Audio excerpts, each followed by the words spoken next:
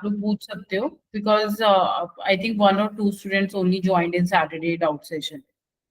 Either you guys are getting everything, whatever I'm teaching, either you're getting nothing. I mean, I'm not sure. I mean, I'm going to review your assignments and then only I can tell that. But I don't know, but only like 1 or 2 students joined that session. I hope everything is clear.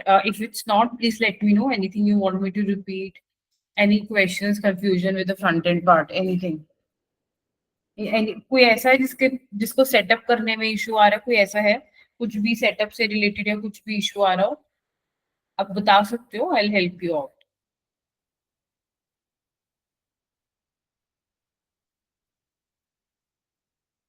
Okay, okay, I cannot see anyone with the doubts. Okay, let's start with CSS today. Let me share my screen. Is my screen visible?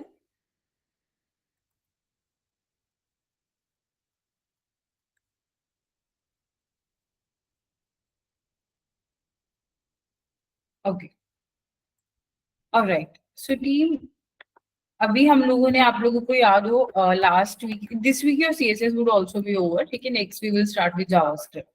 So just listen to this part. CSS is very important because HTML was a bit easier in a way. You just need to learn elements like I mentioned earlier, and even मैंने आप लोगों को already semantic के through proper structure anyways ही बता दिया था.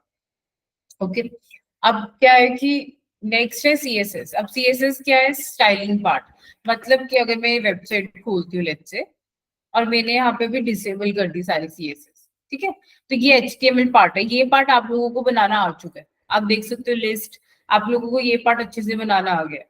अब मैं बोल रही हूँ आपको ये करना अपनी वेबसाइट. आपकी वेबसाइट अब कुछ इस तरह दिख पाएगी. मतलब by the end of this week, okay, आप लोग Amazon जैसी वेबसाइट में से स्टाइलिंग की बात कर रहे हो, आप ऐसी वेबसाइट खुद से, मतलब ये वाला जो सेक्शन है फुटर का, मैंने बताया था ना लिस्ट है, ये ऐसा प्रॉपरली कैसे बनेगा, ये CSS पार्ट है. ये आप लोग by the end of this week खुद से बना पाओगे. ठीक है, तो ये अब हमको सीखना है. तो अभी CSS means cascading style sheet. ठीक है, अब अगेन CSS भी प्रोग्रामिंग लैंग्वेज नहीं होती है. ठीक है, जैसे मैंने कहा था ना HTML is not a programming language, वैसे ही CSS भी प्रोग्रामिंग लैंग्वेज नहीं है. ओके, अब नेक्स्ट क्वेश्चन है कि ये है क्या. ठीक है, नेक्स्ट क्वेश्चन है कि ये है क्या. तो बेसिकली ये है स्टाइल शीट. ये है एक स्टाइल शीट.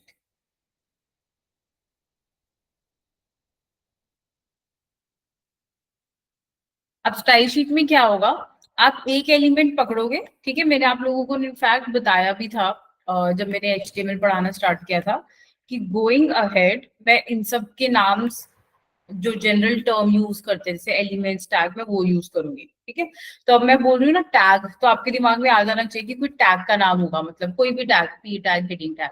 मैं एलिमेंट बोल रही हूँ तो मतलब ओपनिंग से क्लोजिंग टैग पूरे की बात कर रही हूँ मैं. ठीक है, और कोई एट्रीब्यूट बोल रही हूँ तो वो ये होगा. तो ये आपके माइंड में आ जाना चाहिए बाय नाउ कि मैं एग्जैक्टली किसको रेफर कर रही हूँ या किसको बोल रही हूँ. ठीक है, तो जो CSS होता है वो हमारी क्या होती है, स्टाइल शीट. मतलब कि एक प्रॉपर शीट, जैसे HTML है वैसे एक शीट बनेगी जिसमें हम एक एलिमेंट को पकड़ेंगे कि ये सपोज मेरे पास यहाँ पे है हेडिंग टैग. ठीक है, मैंने इस एलिमेंट हेडिंग 2 को पकड़ा और इसके ऊपर जो भी स्टाइलिंग, लाइक स्टाइलिंग का मतलब कलर लगा दिया, उसका फॉन्ट साइज बदल दिया, उसकी बैकग्राउंड बदल दी. ठीक है, जैसे ये मेरी PPT है.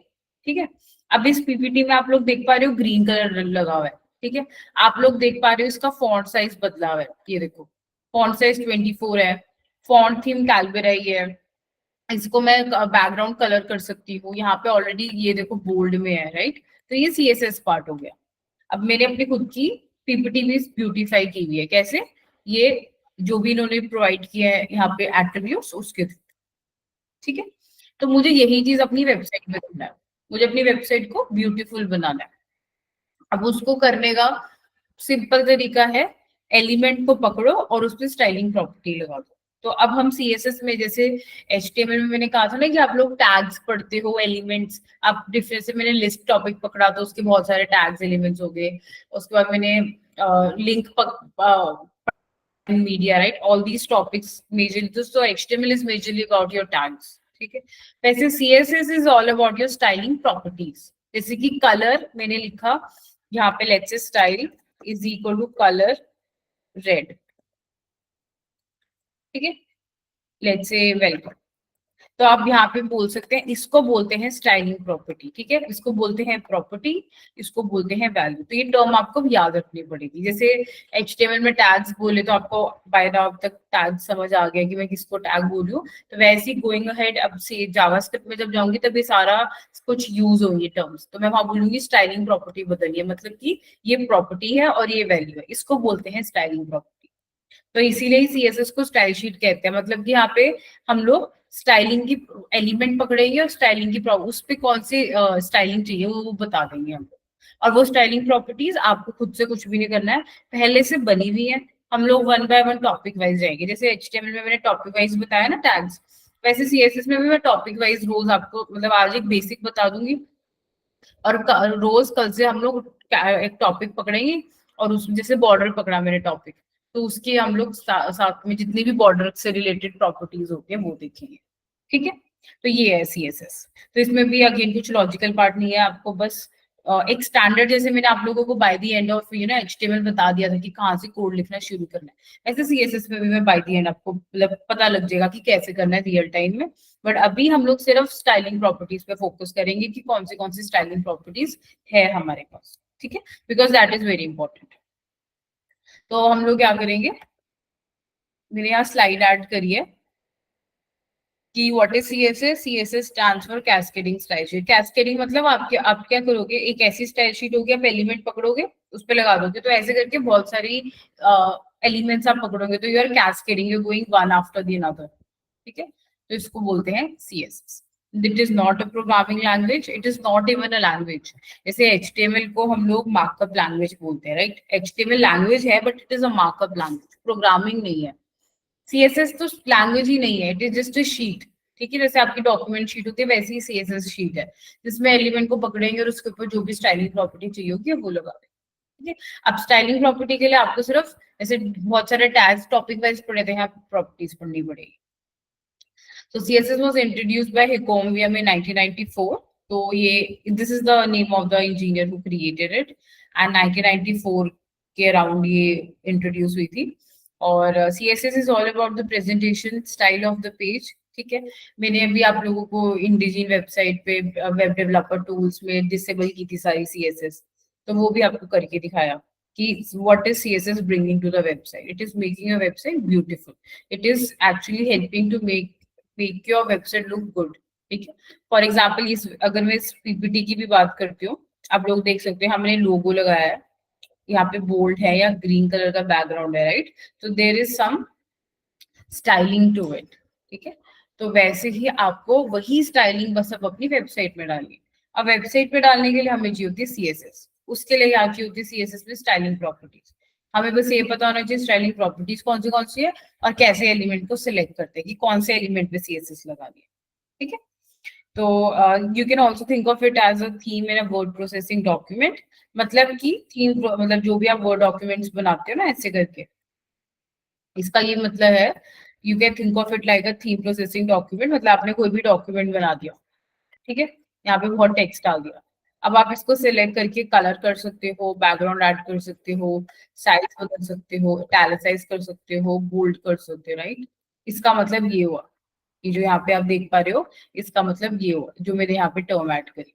It is similar to what you are doing with PPT. PPT के लिए भी मैंने क्या किया, कुछ स्टाइलिंग ऐड करी है, राइट? तो यहाँ लिखा है think of it like a theme in word processing document. जैसे वर्ड डॉक्यूमेंट में हम लोग कलर्स वगैरह बदलते हैं, जैसे हम फॉन्ट बदल रहे हैं, साइज बदल रहे हैं, एडेंटेशन बदल रहे हैं, राइट? वैसे ही हमारी CSS होगी. ठीक है, now this is a bit about his की CSS है क्या, उसमें पढ़ना क्या होता है. HTML में आपको कोई बोलेगा होलिस्टिकली कि करते क्या है, टैग बेस्ड लैंग्वेज. मैंने कहा भी था HTML is a tag based language, तो उसमें आप टैग्स ही पढ़ते हो.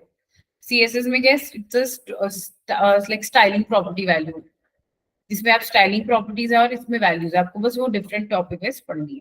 ठीक है, अब नेक्स्ट है कि ways to add CSS. Now this is a important question, interviews में भी काफी ऑफन पूछा जाता है, और इससे रिलेटेड दो तीन टाइप के क्वेश्चन होते हैं, वो भी मैं आप लोगों को आज बता दूंगी कि वो कैसे मैनिपुलेट करके पूछ सकते हैं आप। ठीक है, तो अब क्या है कि ये तो पता लग गया कि सीएसएस है क्या, इसमें होता क्या है, स्टाइलिंग प्रॉपर्टीज जैसे कलर और टेक्स्ट अलाइन सेंटर वाली प्रॉपर्टी हमने पढ़ी थी, फॉन्ट साइज पढ़ा था, राइट? तो ये तो समझ आ गया मुझे। अब नेक्स्ट चीज क्या है, बेस टू ऐड सीएसएस, मतलब कि हम सीएसएस ऐड कैसे कैसे कर सकते हैं। ठीक है, तो टोटल 3 वेज होते हैं, मतलब कि एचटीएमएल चाहिए, सबसे पहले आपने एचटीएमएल बना लिया, अब आपको सीएसएस ऐड करनी है अपने कोड में, अपनी वेबसाइट में, राइट? अब सीएसएस किस पे ऐड करोगे, एलिमेंट्स पे करोगे, जो भी बॉडी में आएंगे एलिमेंट्स। अब इस सीएसएस को ऐड करने के 3 तरीके होते हैं। ठीक है, there are 3 ways, inline, internal and external. Inline is this one, जो आप लोग स्टाइल अभी तक यूज करते आए हो ना, मैंने आई थिंक फर्स्ट डे ही बता दिया था ये स्टाइल एट्रीब्यूट। तो ये स्टाइल जो आपने ऐड किया ना यहाँ पे, स्टाइल कलर रेड, इसको बोलते हैं इनलाइन। मतलब आप सेम ही लाइन में स्टाइल एट्रीब्यूट के यूज से इसको ऐड कर रहे हैं। ठीक है, दिस इज कॉल्ड इनलाइन। ये वाला पार्ट ध्यान से सुनना। नेक्स्ट है एक्सटर्नल। ठीक है, एक्सटर्नल मतलब जो आप एक एक्सटर्नल फाइल बना के करोगे, और इंटरनल होता है यहाँ पर इसी में ही हेड के अंदर हम लोग स्टाइल एलिमेंट डालते हैं, that is called internal, that is called internal. ये आप लगा लो कि it's like a basic of CSS. मतलब सीएसएस में आपको आज आपको मतलब ध्यान से सुनना है, क्योंकि ये वाला टॉपिक इंपॉर्टेंट है। इसके बाद तो आपको बस टॉपिक वाइज जो भी आपका टॉपिक आता जाएगा उसकी बस प्रॉपर्टीज पढ़नी है, वो इजियर है इनफैक्ट। कि टॉपिक पढ़ा, जैसे बैकग्राउंड टॉपिक है तो उसकी सीएसएस प्रॉपर्टीज पढ़ ली कौन सी है। ठीक है, कलर टॉपिक आया तो कलर प्रॉपर्टी कैसे ऐड करते, राइट? तो ये कलर प्रॉपर्टी है, ये वैल्यू है। तो ये टर्मिनोलॉजीज है, बट ये वाला लेक्चर फर्स्ट इसलिए इंपॉर्टेंट है क्योंकि बाकी सब में तो यही है, टॉपिक और उसकी प्रॉपर्टीज।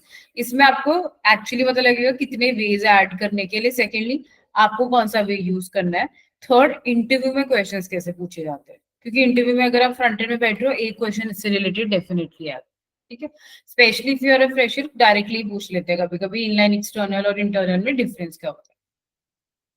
तो इनलाइन तो समझ आ गया कि जब आप स्टाइल एट्रीब्यूट के थ्रू जब भी कोई सीएसएस ऐड कर रहे हो एलिमेंट पे, H2 मेरा एलिमेंट हो गया, इस पे स्टाइल एट्रीब्यूट के थ्रू ऐड कर रहे हो, दैट इज योर इनलाइन।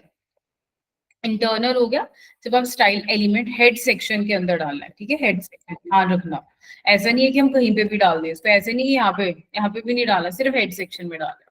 ठीक है, थर्ड हमारे पास होता है एक्सटर्नल, वो मैं आप लोगों को बताऊंगी बाद में। एक्सटर्नल क्या होता है, जब आप एक्सटर्नल फाइल क्रिएट करते हो, मतलब पूरी सीएसएस फाइल बाहर जाके क्रिएट करो, ठीक है, और फिर उसको यहाँ पे लिंक कर देते हैं, that is your external. Now, all these styles in a page will cascade into a new virtual style sheet by the following rules. इसका मतलब ये है कि जो भी आप स्टाइल शीट कर रहे हो, सपोज अब ये H2 एलिमेंट है, ठीक है, इसके ऊपर मैंने इनलाइन भी लगा दी, मैंने सपोज करो इंटरनल भी लगा दी और एक्सटर्नल। तो नेक्स्ट क्वेश्चन होता है, क्योंकि एक एलिमेंट पर सीएसएस लगाने के 3 तरीके हो गए, एक ही जितने भी एलिमेंट है, मतलब अभी H2 एलिमेंट है, इसके ऊपर मैंने इनलाइन लगाया, ठीक है, लेकिन मैं इंटरनल भी लगा सकती हूँ, मैं एक्सटर्नल भी लगा सकती हूँ यहाँ पे। ठीक है, मतलब इंटरनल सीएसएस के थ्रू भी H2 को स्टाइल कर सकती हूँ, और एक्सटर्नल सीएसएस के थ्रू भी H2 को मैं स्टाइल कर सकती हूँ। तो नेक्स्ट क्वेश्चन यहाँ पे ये आता है कि फिर कौन सी सीएसएस सेलेक्ट होगी, और इसी पे इंटरव्यू में क्वेश्चन आता है कि अगर मेरे पास एक एलिमेंट है जिसपे मैंने इनलाइन सीएसएस भी लगा दी और एक्सटर्नल भी लगा दी और इंटरनल भी लगा दी, तो कौन सी सीएसएस एक्चुअली अप्लाई होगी। ठीक है, तो उसके लिए आंसर है इनलाइन। इनलाइन सीएसएस की प्रायोरिटी हमेशा ज्यादा होती है। मतलब कि अगर इस हेडिंग 2 पे मैंने ये स्टाइल एट्रीब्यूट लगाया है, ठीक है, मैं यहाँ पे कोड लिख रही हूँ, एक्सप्लेन में सिंटेक्स बाद में करूंगी। अब इस तरह से एलिमेंट को सिलेक्ट करते हो, H2 एलिमेंट को सिलेक्ट किया, कर्ली ब्रेस, इसको बोलते हैं डिक्लेरेशन ब्लॉक, इसके अंदर मैंने लिख दिया कलर, लेट्स से पर्पल। ठीक है, तो मैंने सेम हेडिंग 2 पे रेड कलर लगाया है और सेम हेडिंग 2 पे पर्पल कलर लगाया है। तो इंटरव्यू में ऐसे ही आपको ऐसे बेसिक कोड स्निपेट दे देंगे और बताएंगे कि बताओ कि H2 पे कौन सी सीएसएस ऐड होगी। तो याद रखना, जब भी किसी एलिमेंट पे स्टाइल एट्रीब्यूट लगाओ, उसकी प्रायोरिटी हाईएस्ट होती है, मतलब कि जो इनलाइन के वक्त लगा दिए वही सीएसएस अप्लाई होती है। ठीक है, तो यहाँ पे ये लिखा है inline style have the highest priority, ये वाला। जब स्टाइल एट्रीब्यूट लगाते हो मतलब इस हेडिंग, अगर मैं इसको रन करूं तो हेडिंग 2 पे रेड कलर आएगा, पर्पल की कोई वैल्यू नहीं होगी, इवन दो सेम एलिमेंट पे मैंने इंटरनल के थ्रू भी सीएसएस लगाई है और इनलाइन के थ्रू। तो सिंपल है, स्टाइल एलिमेंट में मैंने क्या किया, H2 जो मेरा एलिमेंट है उसका नाम लिखा, स्पेस कर्ली ब्रेस, इसको बोलते हैं declaration block. Colour is my property name, मैं लिख देती हूँ यहाँ पे कॉलन वैल्यू, ये इसको बोलते हैं प्रॉपर्टी वैल्यू पेयर। ठीक है, तो इसको बोलते हैं प्रॉपर्टी, इसको कहते हैं वैल्यू। तो सीएसएस में हम यही पढ़ते हैं, स्टाइलिंग प्रॉपर्टीज। तो एक एलिमेंट पे इनलाइन के थ्रू भी सीएसएस है और इंटरनल भी है, तो किसकी प्रायोरिटी ज्यादा होगी, इनलाइन की। तो ये रूल है, आपको याद रखना पड़ेगा कि इनलाइन। तो ऐसे अगर आपको इंटरव्यू में सपोज स्निपेट दे दिया तो आप बता सकते हो कि रेड कलर ऐड होगा। इसके बाद नेक्स्ट आता है एक्सटर्नल और इंटरनल। ऑब्वियसली इनलाइन के बाद एक्सटर्नल और इंटरनल की प्रायोरिटी आएगी। अब एक्सटर्नल और इंटरनल में से वो सेलेक्ट होता है जो सबसे लेटेस्ट लिखा हुआ है, मतलब इंटरनल है और फिर एक्सटर्नल है। ठीक है, एक्सटर्नल के बाद यहाँ पे आएगा मतलब, तो यहाँ पे जो भी लिंक आएगी फाइल, ठीक है, अगर आपने H2 पे कलर लगाया होगा उसके थ्रू भी, तो ये वाला सेलेक्ट होगा, मतलब जो भी लास्ट लेटेस्ट लिखा होगा, लेटेस्ट मतलब ये वाला, इसकी प्रायोरिटी ज्यादा होगी इंटरनल और एक्सटर्नल। सबसे हाईएस्ट प्रायोरिटी इनलाइन की। इंटरनल और एक्सटर्नल में डिपेंड करता है कौन सा सबसे लास्ट में लिखा हुआ है, ये ऐसे भी हो सकता है कि इंटरनल बाद में और एक्सटर्नल पहले। तो जो सबसे लेटेस्ट लिखी होगी हेड सेक्शन में उसकी प्रायोरिटी ज्यादा होगी। ठीक है, और ऐसा हो सकता है इंटरनल पहले एक्सटर्नल बाद में, और ऐसा भी हो सकता है कि एक्सटर्नल या इंटरनल पहले। ठीक है, और लास्टली आती है ब्राउजर डिफॉल्ट। ठीक है, ब्राउजर डिफॉल्ट का सिंपल एग्जांपल आप ले सकते हो लिंक्स का। लिंक में अगर आपको याद हो कि अगर अनविजिटेड लिंक था तो कलर ब्लू था, विजिटेड लिंक था तो कलर पर्पल आ रहा था, और वरना आ रहा था अगर एक्टिव हो तो रेड कलर। ठीक है, तो वो ब्राउजर डिफॉल्ट स्टाइलिंग कहते हैं, मतलब जो ब्राउजर डिफॉल्ट स्टाइलिंग लगाता है, तो लास्ट प्रायोरिटी उसकी होती है। ठीक है, so inline style has the highest priority. I will override external internal styles and browser default. ठीक है, अब मैं काम करती हूँ, मैं एक्सटर्नल सीएसएस भी ऐड कर देती हूँ ताकि आप लोगों को अच्छे से एग्जांपल समझ आ जाए। हम एक्सटर्नल के थ्रू भी सीएसएस लगा देते हैं। अभी मैंने क्या किया है, H2 एलिमेंट बनाया है, इस पे स्टाइल एट्रीब्यूट लगाया। जब आप एक एलिमेंट पे स्टाइल एट्रीब्यूट लगाते हैं तो वो इनलाइन वाला वे होता है। ठीक है, इनलाइन सीएसएस। अब जब आप हेड सेक्शन के अंदर स्टाइल एलिमेंट लगाते हो, ठीक है, इसी के अंदर सारी सीएसएस आएगी, तो इसको बोलते हैं इंटरनल। और एक्सटर्नल होते हैं जब आप एक एक्सटर्नल फाइल क्रिएट करोगे। ठीक है, तो मैंने आज क्या किया, मैंने सेशन वाले फोल्डर के अंदर एक index.html फाइल क्रिएट किया, and one is images folder. Now I am going to create a new folder inside this, that is CSS. ठीक है, अब आप लोगों को भी ना सेम फोल्डर स्ट्रक्चर फॉलो करना है। मैं आप लोगों को वही फोल्डर स्ट्रक्चर बता रही हूँ जो हम रियल टाइम में फॉलो करते हैं, कि सीएसएस की फाइल सारी सीएसएस फोल्डर में जाती है। और अगर अभी सपोज मेरे को एक नई एचटीएमएल फाइल क्रिएट करनी है तो मैं वो यहीं पे करूंगी। एचटीएमएल के लिए कभी भी फोल्डर्स नहीं बनते। ठीक है, एचटीएमएल फाइल्स के लिए फोल्डर्स नहीं बना करते, इमेजेस के लिए, वीडियोस के लिए फोल्डर्स बनते हैं, सीएसएस के लिए फोल्डर बनता है। तो आप लोगों को क्या करना है, एक index.html फाइल होगी, इमेजेस फोल्डर और एक सीएसएस का फोल्डर क्रिएट करना है। ठीक है, वो आपको ऐसा कुछ दिखेगा यहाँ, आप देख सकते हो। ये सेशन हो गया फोल्डर मेरा, इसमें index.html है, इमेजेस और सीएसएस फोल्डर है। अब सीएसएस फोल्डर में एक नई फाइल क्रिएट करो, style.css। ठीक है, तो जैसे हमारे पास .html एक्सटेंशन होती है HTML फाइल के लिए, for the same CSS we use .css file. ठीक है, CSS के लिए हम यूज करते हैं कंट्रोल दिस CSS फाइल। ठीक है, अब मैंने इसका नाम स्टाइल क्यों दिया, कंपल्सरी नहीं है, आप कुछ भी नाम दे सकते हो, but in real time as a good practice आप style.css ही रखते हो। It's like a good practice, और आपको ज्यादा सोचना भी नहीं पड़ेगा फाइल के नेम के लिए। ये तो हमेशा इंडेक्स ही रहेगी जो सोर्स फाइल है, जो जैसे मैंने आप लोगों को सिमेंटिक कराते हुए भी बताया था कि मेरे पास 5-6 फाइल्स हैं। आई थिंक हमने हाँ, तो मैंने आप लोगों को यहाँ पे बताया था कि अगर मेरे पास 5-6 फाइल हुई तो यूजर को पता कैसे लगेगा कि सबसे पहली फाइल कौन सी खोलनी है, इंडेक्स खोलनी है, राइट। तो इसलिए इंडेक्स नाम रखते हैं। वैसे ही सीएसएस में और भी फाइल हो सकती है, तो जनरली जो मेन फाइल होती है सीएसएस की, जिसमें सबसे ज्यादा मेन सीएसएस लिखी जाती है, वो style.css होती है। It's like a naming convention, आप फॉलो करोगे तो इट्स ग्रेट, वरना कुछ और भी रख सकते हो ना, ठीक है। सेम नेमिंग स्मॉल केस में रखनी है, मैंने एचटीएमएल के वक्त भी बताया था स्टाइल गाइड में कि नेमिंग स्मॉल केस में आएगी, डॉट सीएसएस से आप सेव कर, और ऐसा ना हो कि फाइल डायरेक्टली यहीं पे बनी हो, ठीक है। Please follow the folder structure, पहले सीएसएस का फोल्डर बनाना सेम जगह और फिर इसमें फाइल बनाना, ठीक है। तो मेरी फाइल बन गया, अब मैं क्या करूंगी, यहाँ पे लिंक यूज करते हैं हम लोग, ठीक है। लिंक मैं लिख देती हूँ एक सेकंड। लिंक यहाँ पे हम लिखते हैं REL, REL means relation, relation क्या है, स्टाइल शीट, ठीक है। और एचआरईएफ में हम लिखते हैं पाथ उस फाइल का। तो अभी कैसे होगा, लिंक टैग यूज करते हैं जब भी एक्सटर्नल सीएसएस फाइल लगानी है हमें, सब कुछ हेड सेक्शन में ही हो रहा है अभी। REL is the attribute which means relation क्या है इस फाइल का, दैट इज स्टाइल शीट, और यहाँ पे आएगा उस फाइल का पाथ, ठीक है। अब इस फाइल के पाथ के लिए मुझे क्या है, मैं इंडेक्स में हूँ, मुझे जाना किस में है, सीएसएस फोल्डर से इस फाइल में, तो मैं लिखूंगी, अब इंडेक्स से सीएसएस फोल्डर मतलब डॉट स्लैश, ठीक है। आप देख सकते हो अब सीएसएस आ गया और अपने आप यहाँ पे फाइल आ गई, मैंने सेलेक्ट कर लिया, ठीक है। कंट्रोल क्लिक करके कंफर्म भी कर सकते हो, you guys can confirm as well by do control plus click. So now you can see your external file is linked. So now there are three ways: inline, internal and external. ठीक है। Folder structure जो मैंने बताया please same follow करना, real time में भी IT में हम सेम फोल्डर स्ट्रक्चर फॉलो करते हैं। अब नेक्स्ट क्या है, मैंने यहाँ पे आप लोगों को बताया इनलाइन की प्रायोरिटी हाईएस्ट होती है और इंटरनल और एक्सटर्नल में डिपेंड करता है कौन सा लेटेस्ट लिखा हुआ है, ठीक है। मैं इसको रन करके आप लोगों को दिखाती हूँ, और यहाँ पे मैं एक लाइन ऑफ कोड ऐड कर देती हूँ। जो भी आप स्टाइल के अंदर लिखते हो ना यहाँ पे, वो सेम यहाँ पे लिखते हैं, तो यहाँ पे आपको लिखना है क्या, सिलेक्ट करना है एलिमेंट, ठीक है, और उस पर कलर लगा दिया, let's say orange. It's very simple. यहाँ पे मैंने रेड कलर लगाया, यहाँ पे मैंने उस एलिमेंट हेडिंग 2 को सिलेक्ट किया, कलर को ऊपर लगा दिया, और एक्सटर्नल के थ्रू भी सीएसएस लगा दी। तो इसका सिंटेक्स ऐसे होता है, same heading to the element, declaration block, इसको बोलते हैं प्रॉपर्टी, इसको कहते हैं वैल्यू, ठीक है।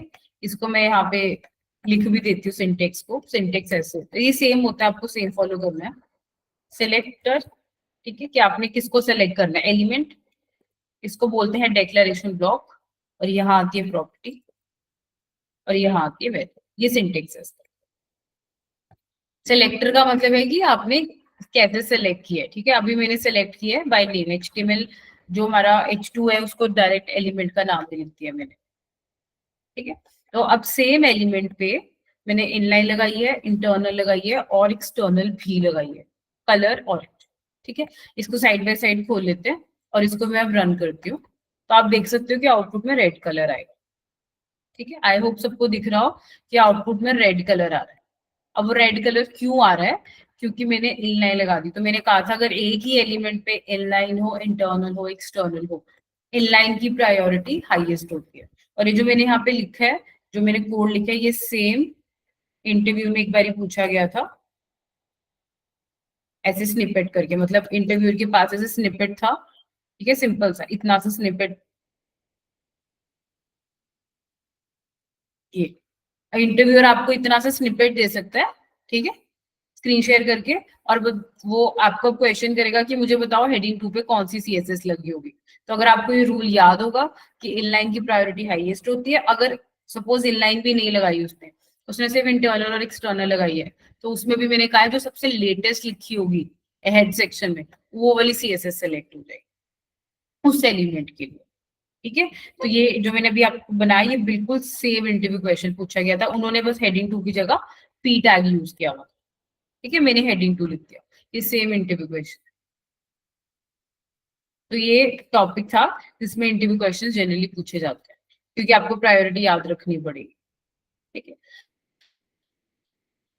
Is it clear so far, clear अभी तक सबको, कोई डाउट कुछ पूछना हो। सिंटेक्स वगैरह की वो मत करो, सिंटेक्स में भी आगे स्लाइड आएगी सिंटेक्स से, अभी मैं सिर्फ ये बता रही हूँ, अभी आपको सिर्फ इनलाइन, इंटरनल और एक्सटर्नल पे फोकस करना है। ये सिंटेक्स कैसे क्यों लिखा है हेडिंग 2, वो सब मैं बाद में भी बताऊंगी फिर से। अभी के लिए आपको बस ये ध्यान रखना है कि एक एलिमेंट पे 3 जगह से सेम कलर ऐड किया है, तो सेलेक्ट कौन सा हो रहा है, सिर्फ इतना समझना। क्लियर है ये पार्ट सबको, एनी डाउट।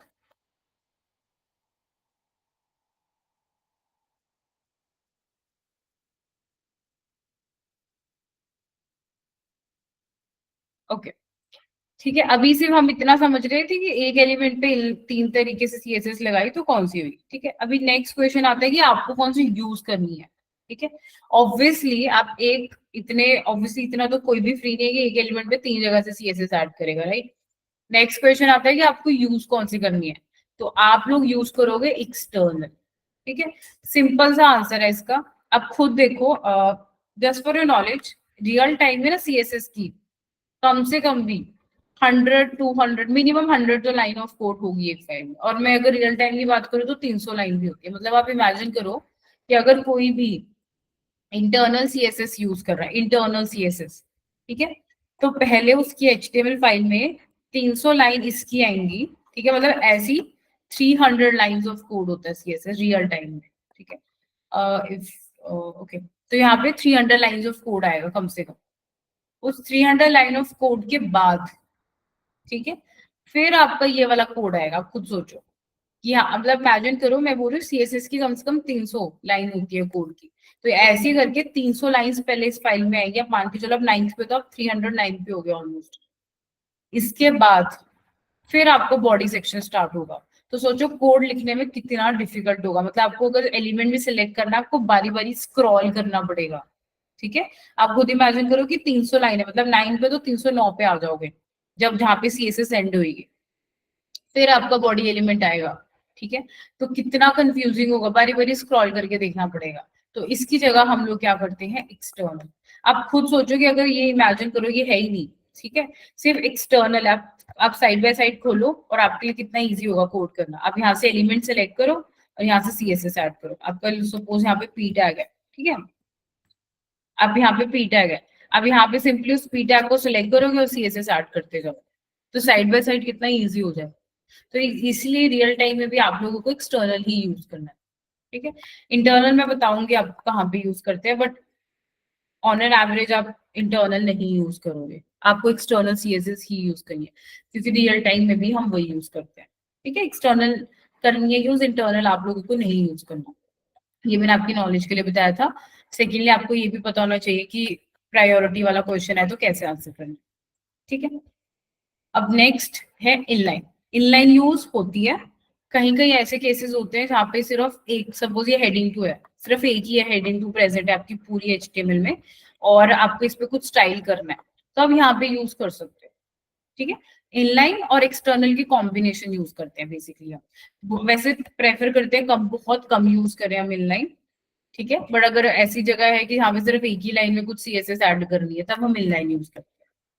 तो आप लोगों को रियल टाइम में अपनी वेबसाइट में या तो एक्सटर्नल यूज करनी है एंड इनलाइन, दोनों को कॉम्बिनेशन, इंटरनल नहीं करना, ठीक है।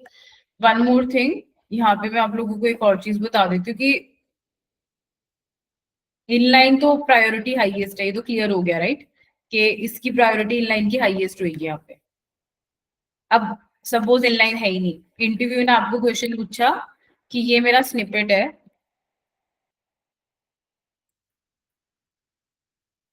ठीक है। इंटरव्यू ने आपसे ये वाला स्निपेट पूछा, ठीक है। इंटरव्यू ने आपको ये वाला स्निपेट पूछा है कि यहाँ पे मेरे पास स्टाइल एक हेडिंग टू है बॉडी में, ठीक है। मैंने इस पे एक एक इंटरनल सीएसएस लगाई है और एक एक्सटर्नल सीएसएस लगाई है, ठीक है। तो मुझे बताओ कि कौन से सीएसएस सेलेक्ट होगी।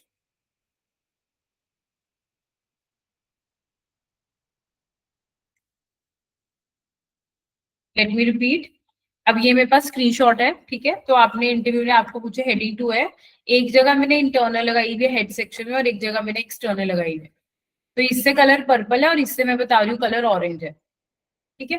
तो आप लोग मुझे बताओ हेडिंग टू पे कौन सा कलर सेलेक्ट होगा, ऑरेंज या पर्पल। सपोज ये इंटरव्यू क्वेश्चन है, तो मुझे बताओ ऑरेंज कलर सेलेक्ट होगा या पर्पल इस हेडिंग टू के लिए। इंटरनल भी लगी हुई है, एक्सटर्नल भी। इनलाइन होती तो मुझे पता है इनलाइन की प्रायोरिटी हाईएस्ट होती, बट सपोज इंटरनल और एक्सटर्नल में सिलेक्ट कौन सा होगा, ऑरेंज या purple. Okay, orange, that's correct. Okay, so I hope ये वाला पॉइंट सबको क्लियर हो गया कि जो सबसे लेटेस्ट लिखी होगी उसकी प्रायोरिटी होगी, ठीक है। तो आप लोग भी देख सकते हो,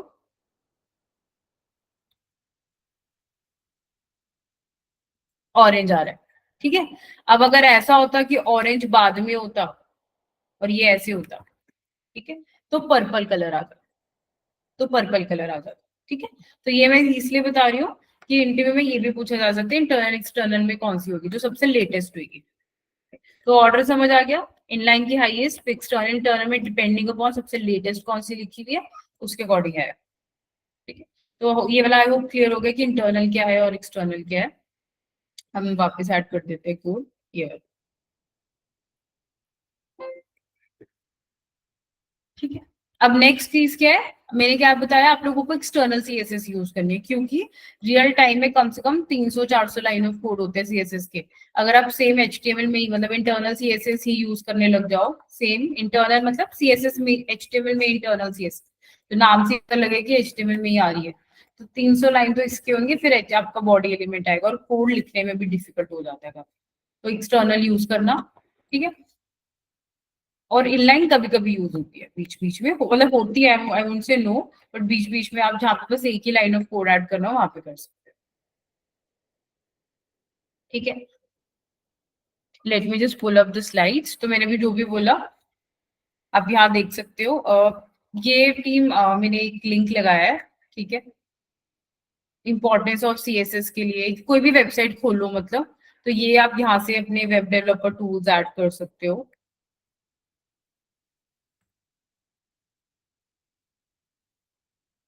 तो आप लोग देख सकते हो, मैं यहाँ पे ऐड कर देती हूँ, आप लोग खुद भी ऐड कर सकते हो। ये लिंक पे क्लिक करो, मोबाइल से देख रहे हो तो मत क्लिक करना, अगर लैपटॉप से कनेक्टेड हो सिस्टम से तो करना।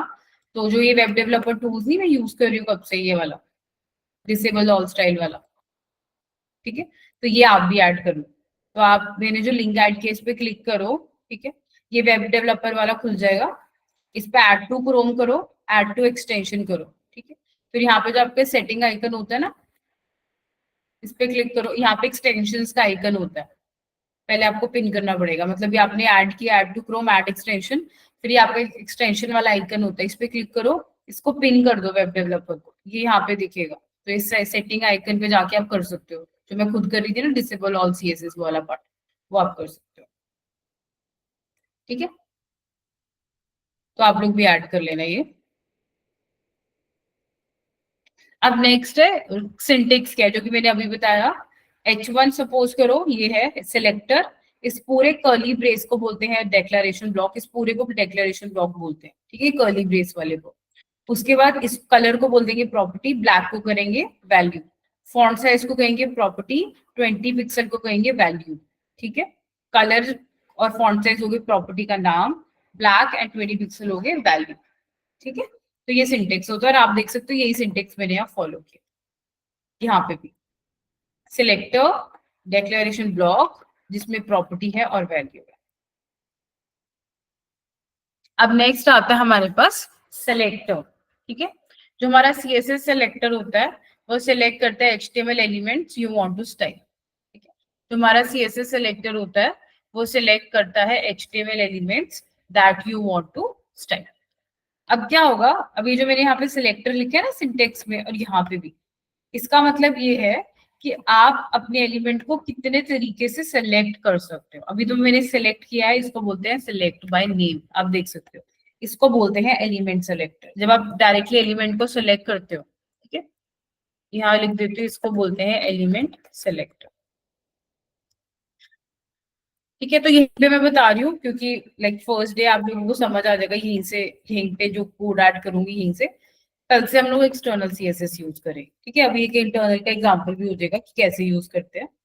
तो इसको बोलते हैं एलिमेंट सेलेक्टर हेडिंग टू पर, जब आप डायरेक्ट एलिमेंट का नाम उठाते हो और वहां पे डाल देते हो, इसको बोलते हैं एलिमेंट सेलेक्टर। ठीक है, आप देख भी सकते हो।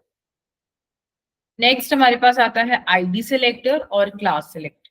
ठीक है, अब आईडी और क्लास के लिए मैं क्या करूंगी, यहाँ पे एक पी टैग लगाऊंगी।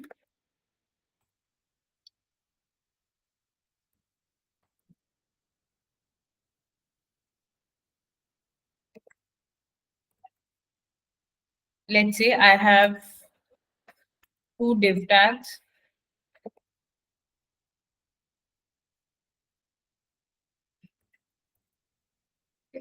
तो अभी यहाँ पे क्या है, मेरे पास एक div टैग है, एक पैराग्राफ टैग है और एक और div टैग है। ठीक है, ये तीन एलिमेंट्स मैंने न्यू ऐड करे। अब मैं आप लोगों को बाकी के सेलेक्टर्स बता रही हूँ इन 3 एलिमेंट्स के थ्रू। अब मैंने हेडिंग सेलेक्ट किया, ये तो मैंने बता दिया, कलर ऐड कर दिया, एलिमेंट सेलेक्टर हो गया। अब नेक्स्ट हमारे पास होती है आईडी एंड क्लास। अब क्या है, आईडी है वो सिर्फ एक ही एलिमेंट पे ऐड हो सकती है। तो सिंटेक्स क्या होता है, आप लोगों को याद होगा लिंक्स जब पढ़ाया था मैंने, लिंक्स, तो तब इंटरनल लिंकिंग पढ़ा रही थी ना, इंटरनल लिंकिंग जब मैंने आप लोगों को पढ़ाया था तो तब मैंने ऐड किया था। आई होप आप लोगों को याद हो, जब मैंने आप लोगों को इंटरनल लिंकिंग पढ़ाया था तब मैंने आईडी एट्रीब्यूट बताया था, है ना। तो वो वही सेम है, वो आईडी एट्रीब्यूट सेम ही है अभी भी, बस मैं अब इसको लिंकिंग की जगह स्टाइलिंग के लिए यूज कर रही हूँ। ठीक है, आप सपोज ये पी एलिमेंट है, इसमें मैंने एक आईडी ऐड कर दी, ID is equal to double quotes. ठीक है, Now, ID is a predefined global attribute. Global का मतलब होता है किसी पे भी डाल सकते हो, मतलब स्टाइल भी क्या है, ग्लोबल एट्रीब्यूट है ना, किसी भी एलिमेंट पे भी डाल सकते हो, यहाँ भी डाल सकती हूँ मैं, इस पे भी, इस पे भी। तो दैट इज कॉल्ड ग्लोबल, जब एक ऐसा एट्रीब्यूट जब किसी पे भी किसी भी एलिमेंट पे ऐड कर सकते हो, that is called global attribute. तो आईडी भी ग्लोबल एट्रीब्यूट है, किसी एलिमेंट पे भी डाल सकते हो, तो आईडी डाली मैंने is equal to double quotes. अब यहाँ पे आईडी का नाम आपको खुद बनाना है। ठीक है, सपोज मैं बहुत सिंपल ले रही हूँ, मैंने लिख दिया स्टाइलिंग, स्टाइल हाइफन पी। ठीक है, तो मैंने यहाँ पे एक सिंपल सा नाम दिया स्टाइल पी, मतलब कि मैं पी को स्टाइल करने वाली हूँ। ठीक है, कुछ भी नाम दे सकते हैं, मतलब ये कोई सिंटेक्स नहीं है कि स्टाइल आना चाहिए, मैंने सिर्फ रैंडमली, आप एबीसी भी लिख सकते हो, आईडी का नाम कुछ भी, बस ये ध्यान रखना कि स्पेस ना है यहाँ पे, एक रनिंग होना चाहिए। ठीक है, आप अंडरस्कोर हाइफन ये सब यूज कर सकते हो। तो मैंने यहाँ पे नाम लिख दिया स्टाइल हाइफन पी। ठीक है, अब इस आईडी को आपने कॉपी करना है सिंपली। अब यहाँ पे इनलाइन का कोई रोल नहीं है, क्योंकि इनलाइन होता ही सिर्फ स्टाइल एट्रीब्यूट है, तो इनलाइन का कोई रोल नहीं है, मैं इसको कॉपी करूंगी। ठीक है, एक्सटर्नल में भी कर सकता है, योर चॉइस, मैं भी इंटरनल में बता रही हूँ।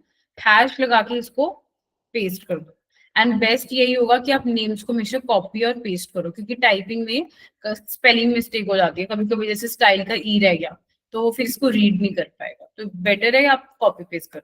तो इसको बोलते हैं आईडी सेलेक्टर, मतलब कि एक एलिमेंट को मैंने नाम से सेलेक्ट किया हेडिंग टू, एक एलिमेंट को मैंने आईडी से सेलेक्ट किया। अब ये आईडी कब यूज करनी है टीम, क्योंकि आईडी एक यूनिक रहती है, मतलब ये सेम आईडी उठा के मैं किसी और एलिमेंट पे ऐड नहीं कर सकती। अगर मुझे इस एलिमेंट पे आईडी लगानी है तो मुझे उसका नाम बदलना पड़ेगा, लेट्स से हेलो, मुझे इसका नाम बदलना पड़ेगा। ठीक है, तो ये याद रखना, IDs are always unique, you can add only one ID on one element only. अब आप लोगों के, कुछ लोगों के दिमाग में होगा कि अगर आईडी ही लगानी थी तो इनलाइन ही लगा देते, क्योंकि इनलाइन भी तो यही करते हैं, एक ही एलिमेंट पे एक बारी में सीएसएस लगाते हैं, राइट। तो आईडी लगाने की जरूरत ही क्या थी, यहाँ पे मैं डायरेक्टली स्टाइल एट्रीब्यूट से भी चेंजेस कर सकती थी, यहाँ पे स्टाइल भी तो लगा सकती थी, आईडी की जरूरत क्या थी। वो इसलिए टीम, क्योंकि जब भी आपकी इनलाइन सीएसएस में ये स्टाइलिंग प्रॉपर्टी जो ऐड करते हो, ये 2 से ज्यादा एक्सीड कर देना, सपोज फॉन्ट साइज भी ऐड कर देती हूँ, अगर अब मुझे एक और ऐड करनी है तो आपकी इट्स अ गुड प्रैक्टिस जो मैं बता रही हूँ कि इनलाइन सीएसएस आप लगा सकते हो, क्योंकि इनलाइन जो कर रही है वही सेम आईडी कर रही है ना, इनलाइन भी तो एक ही एलिमेंट पे काम करता है एक बारी में, वैसे आईडी भी एक बारी में एक ही एलिमेंट पे काम करेगी, क्योंकि आप कहीं और कॉपी पेस्ट करके यूज नहीं कर सकते किसी भी, मतलब ये सेम पी टैग पे भी आप सेम आईडी नहीं लगा सकते, इट्स अ रॉन्ग प्रैक्टिस, आप ऐसा नहीं लिख सकते, आपको यहाँ पे नाम बदलना ही पड़ेगा। ठीक है, तो ये क्वेश्चन आ सकता है कभी कभी माइंड में कि इनलाइन ही कर लेते यूज, आईडी की जरूरत ही क्यों रही। वो इसलिए थी क्योंकि जब भी आपकी स्टाइल एट्रीब्यूट यूज करते हो, अगर 2 से ज्यादा प्रॉपर्टी एक्सीड कर रही है, मतलब आपको 2 से ज्यादा प्रॉपर्टी, जैसे सपोज आपको 5 सीएसएस प्रॉपर्टीज लगानी है उस एलिमेंट पे, राइट, आपको बैकग्राउंड भी लगानी है, आपको कलर भी लगानी है, आपको टेक्स्ट लाइन भी लगाना है, आपको फॉन्ट साइज भी लगाना है, 4 सीएसएस प्रॉपर्टी होगी, तो उस टाइम पे स्टाइल एट्रीब्यूट में क्या होगा, इतना सारा, बहुत सारा कोड मैसअप हो जाएगा एक ही जगह। ठीक है, इसलिए अब आईडी के पास जाओगे। ठीक है, क्योंकि इनलाइन भी सेम ही एलिमेंट पे सीएसएस लगा रही है और आईडी भी, आईडी आप यूज ही नहीं करोगे तो सिर्फ इसी एलिमेंट के लिए होगी ना आईडी, तो इसकी जगह तो स्टाइल एट्रीब्यूट भी यूज कर सकते थे, लेकिन नहीं करेंगे, क्योंकि जब भी आपकी सीएसएस की प्रॉपर्टी 4 से ज्यादा, 3 मतलब 2 से ज्यादा एक्सीड कर रही है, मैक्स 3 लगाते हैं, 3 से ज्यादा एक्सीड कर रही है, तो आप फिर आईडी लगाना शुरू कर दो उस एलिमेंट पे, क्योंकि वरना क्या होगा, एक ही प्रॉपर्टी आई, ठीक है, बता देती हूँ वैसे यहाँ पे। अब एक प्रॉपर्टी फॉन्ट साइज आई, अब यहाँ पे टेक्स्ट अलाइन सेंटर आया, ठीक है, 3 प्रॉपर्टीज आ गई, तो हम ना 3 से 3 मैक्सिमम होती है कि प्रेफर करते हैं। अगर इससे ज्यादा कोई प्रॉपर्टी आ रही है ना, फिर हम आईडी लगा देते हैं उस एलिमेंट। ठीक है, वरना आप बहुत ज्यादा, अभी तो ये 2-3 रियल टाइम में आपके पास 200 लाइन ऑफ कोड होते हैं एचटीएमएल के। ठीक है, और रादर उससे भी ज्यादा। ठीक है, तो अब ये एलिमेंट पे आईडी लगाई, तो इस एलिमेंट को आईडी को कैसे सिलेक्ट करेंगे, हैश के साथ।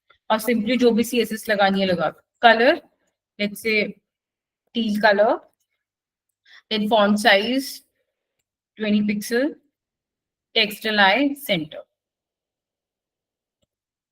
ठीक है, तो आप लोग देख सकते हो ये आ गया, ये रहा, ये टील कलर है, it is in centre and font size is 20 pixel.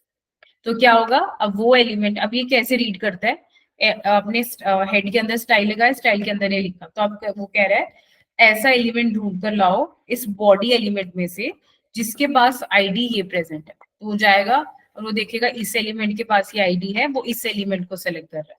तो आप इस एलिमेंट, अब जब भी आप आईडी लगाओगे अपने माइंड में याद रखना कि इस एलिमेंट पे सीएसएस लगा रहे हो। ठीक है, सिलेक्ट करने का तरीका आईडी है। अभी आप लोगों में से कुछ लोग सोच रहे होंगे कि पी क्यों नहीं लिखा। पी इसलिए नहीं लिखा, अगर पी लिख देती मैं, पी यहाँ पे भी प्रेजेंट है और पी यहाँ पे भी प्रेजेंट है, तो वो क्या करेगा, सारे पी एलिमेंट को सिलेक्ट कर लेगा। सी, मुझे सिर्फ ये वाला करना था। अभी क्या है, जो एलिमेंट सेलेक्टर होता है वो क्या करता है, जो भी आप एलिमेंट का नाम लिख रहे हो ना, जितने भी बॉडी एलिमेंट में प्रेजेंट होंगे सबको सिलेक्ट कर लेगा। फॉर एग्जाम्पल अब पी है, मैंने यहाँ पे पी एलिमेंट सेलेक्ट किया, आईडी की जगह पी कर दिया मैंने, तो क्या होगा, बॉडी एलिमेंट में जितने भी पी टैग है, ये वाला हो गया, ये वाला हो गया, जितने भी पी टैग है सारे सिलेक्ट हो जाएंगे। तो वो तो हमें नहीं चाहिए ना, हमें तो चाहिए कि ये स्पेसिफिक ही सिलेक्ट हो। तो अब क्या होगा, सिर्फ ये वाला P element with this ID select होगा, ये वाला नहीं होगा। ठीक है, तो आप खुद देख सकते हो कि सिर्फ ये वाले पे आ रहा है, इस वाले पे नहीं आ रहा।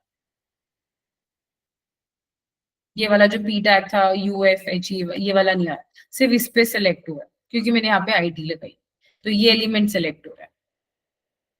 तो इसको बोलते हैं आईडी सेलेक्टर।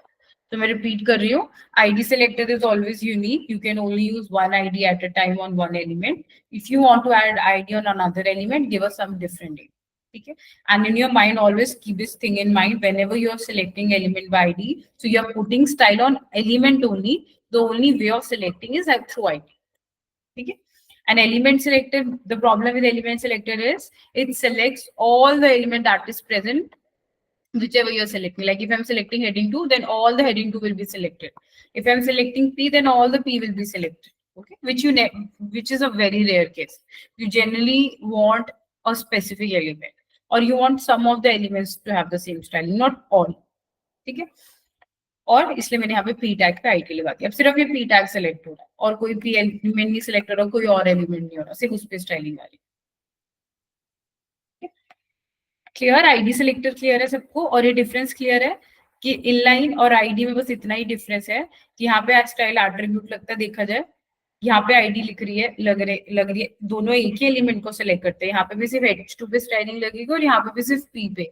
लेकिन स्टाइल एट्रीब्यूट इसलिए यूज नहीं किया क्योंकि जब भी मेरे पास 3 से ज्यादा स्टाइलिंग एक्सीड करती है तो हम प्रेफर करते हैं आईडी यूज कर लो, वरना बहुत ज्यादा क्लमजी हो जाएगा कोड। आईडी सिलेक्टर क्लियर है सबको, ID and element. Tejvi, Sumit, Supri, Shivam, Sahib, अगर नहीं है तो just let me know, I will explain it again. Avya, Akshit, Rishabh, Komal, ये वाला पार्ट क्लियर है सबको, इतना पार्ट।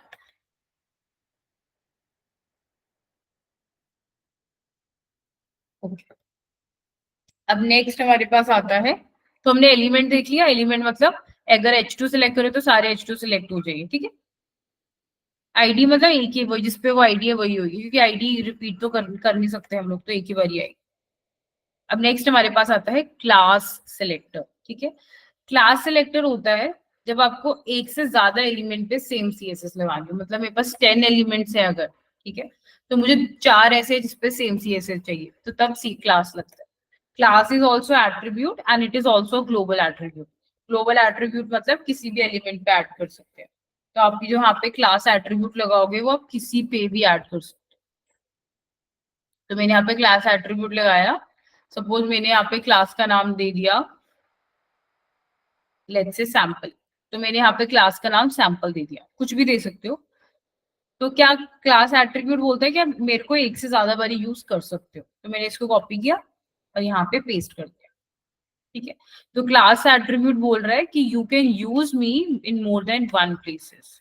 तो मैंने इस div में भी ये क्लास यूज किया, इसमें भी किया। इनफैक्ट इन फ्यूचर अगर मेरे पास और एलिमेंट हो, लेट्स से हेडिंग 1, तो मैं उसमें भी ये क्लास सैंपल यूज कर सकती हूँ। ठीक है, एक चीज का ध्यान रखना, एक स्पेलिंग भी ई भी रह गया ना तो फिर वो नाम बदल जाएगा, इसमें बिल्कुल एग्जैक्ट होना चाहिए। तो क्लास एट्रीब्यूट कहता है कि you can use me in more than one places. ठीक है, तो जहां जहां भी क्लास प्रेजेंट होगी, जहां जहां भी, उन सारे एलिमेंट्स में सीएसएस ऐड हो जाएगी, जो भी मैं यहाँ लगाऊंगी। ठीक है, तो इसको डॉट से डिनोट करते हैं, क्लास सिलेक्टर। ठीक है, अब यहाँ पे मैंने सपोज कलर डाल दिया, लेट्स से एक्वा। ठीक है, font size 25 pixel and okay, this these two CSS is enough. Okay, तो अब ये क्या कह रहा है, ये वाली चीज, कि वो एलिमेंट सेलेक्ट करो जिसके पास भी क्लास सैंपल प्रेजेंट है, डॉट क्लास को रिप्रेजेंट करता है। ठीक है, हैश आईडी को, ये ध्यान रखना। आप लोग जैसे जैसे प्रैक्टिस करोगे ना, अब ये वाली चीजें थोड़ी सी इजी हो जाएंगी, क्योंकि फर्स्ट टाइम है तो आपको याद थोड़ा करना पड़ेगा, पर once you start coding easy होगा। ये आपको याद रखना कि हैश आईडी है, क्लास डॉट है। ठीक है, तो यहाँ पे आप लोग सिंपली देख सकते हो, यहाँ पे जो मैंने सैंपल ऐड किया है, सैंपल। ठीक है, और यहाँ पे भी, तो वो ये बोल रहे हैं सारे एलिमेंट सिलेक्ट करो जिसके पास भी सैंपल है एज क्लास। तो ये है और यहाँ पे ये, तो तीनों में ये सीएसएस ऐड हो जाएगी। तो सीएसएस कौन सी थी, ये देखो, एक्वा कलर ऐड हो गया, आप खुद देख सकते हो, हेलो पे, ये सारे पे और इस पे एक्वा कलर ऐड हो गया, फॉन्ट साइज 25 पिक्सल हो गया अपने आप। ठीक है, this is called class selector, selecting a element by it's class name. ठीक है, अगेन यहाँ पे एक चीज अपने माइंड में रखना, that you are selecting the element through class but you are putting CSS on the section. मतलब भी आप यहाँ पे लिख रहे सैंपल हो, बट अपने दिमाग में याद रखना कि जिस भी एलिमेंट पे लगाया मैं उस एलिमेंट पे सीएसएस लगा रही हूँ। ये डिव पे लगाया क्लासेस पे, तो ये डिव एलिमेंट सिलेक्ट हो रहा है और इस पे सीएसएस लग रही है। ठीक, इसको बोलते हैं क्लास सिलेक्टर। और आईडी और क्लास में डिफरेंस आई होप समझ आ गया कि आईडी सिर्फ एक ही एलिमेंट पे एक बार में लग सकती है, क्लास मल्टीपल जगह ऐड हो सकता है। That is the difference also. Next हमारे पास आता है यूनिवर्सल सेलेक्टर। यूनिवर्सल सेलेक्टर मतलब सारे एलिमेंट सेलेक्ट हो जाएंगे। ठीक है, जनरली इसको टॉप पे लिखते हैं। अभी के लिए मैं बता रही हूँ, बट गोइंग अहेड में आपको बता दूंगी एक्चुअली यूज कहाँ होता है। फिक्स्ड चीजें होती है कुछ जिसमें यूज होता है। अभी के लिए मैं जनरिक कुछ भी डाल देती हूँ, यूनिवर्सल सेलेक्टर। यहाँ पे मैंने डाल दिया, लेट्स से कलर डाल दिया, लेट्स ब्लू वॉयलेट कलर डाल दिया। ठीक है, तो मैंने क्या किया, यहाँ पे ब्लू वॉयलेट कलर ऐड कर दिया। तो यूनिवर्सल का मतलब होता है यहाँ तक कि मतलब बॉडी एलिमेंट को सिलेक्ट करता है वो बेसिकली। जब उसने बॉडी एलिमेंट को सिलेक्ट कर लिया तो ऑब्वियसली उसकी चाइल्ड, ये पेरेंट चाइल्ड रिलेशनशिप होगी, राइट। बॉडी है, फिर उसमें सारे चाइल्ड है इसके। एक तरह से आप ध्यान से देखोगे तो ये सारे एलिमेंट्स क्या है, बॉडी में रैप्ड है। तो अगर आप कुछ बॉडी पे लगा रहे हो तो बाकियों पे भी तो लगेंगे। तो अब ये मान के चलिए यूनिवर्सल बॉडी को ही सिलेक्ट कर लेता है, मतलब सारे एलिमेंट सिलेक्ट हो जाते हैं। तो ये क्या होगा, आप देखोगे कि यहाँ पर्पल कलर आया, लेकिन यहाँ पे कलर नहीं आया, क्योंकि सीएसएस में एक चीज का ध्यान रखना, जो भी लेटेस्ट कोड लिखा होता है ना इस पूरी शीट में, ये शीट कहाँ से शुरू हो रही है, यहाँ से लेके यहाँ तक, जो भी लेटेस्ट कोड लिखा होगा ना उस एलिमेंट का, वही सीएसएस अप्लाई होगी। ठीक है, तो अभी मैंने यूनिवर्सल सबसे टॉप पे लगाया था, लेकिन उसके बाद मैंने हेडिंग 2 पे लगाया, फिर मैंने आईडी लगाया, सैंपल लगाया। तो जो सबसे लेटेस्ट लिखा होगा वो सीएसएस आती रहेगी। ठीक है, आप खुद देख सकते हो।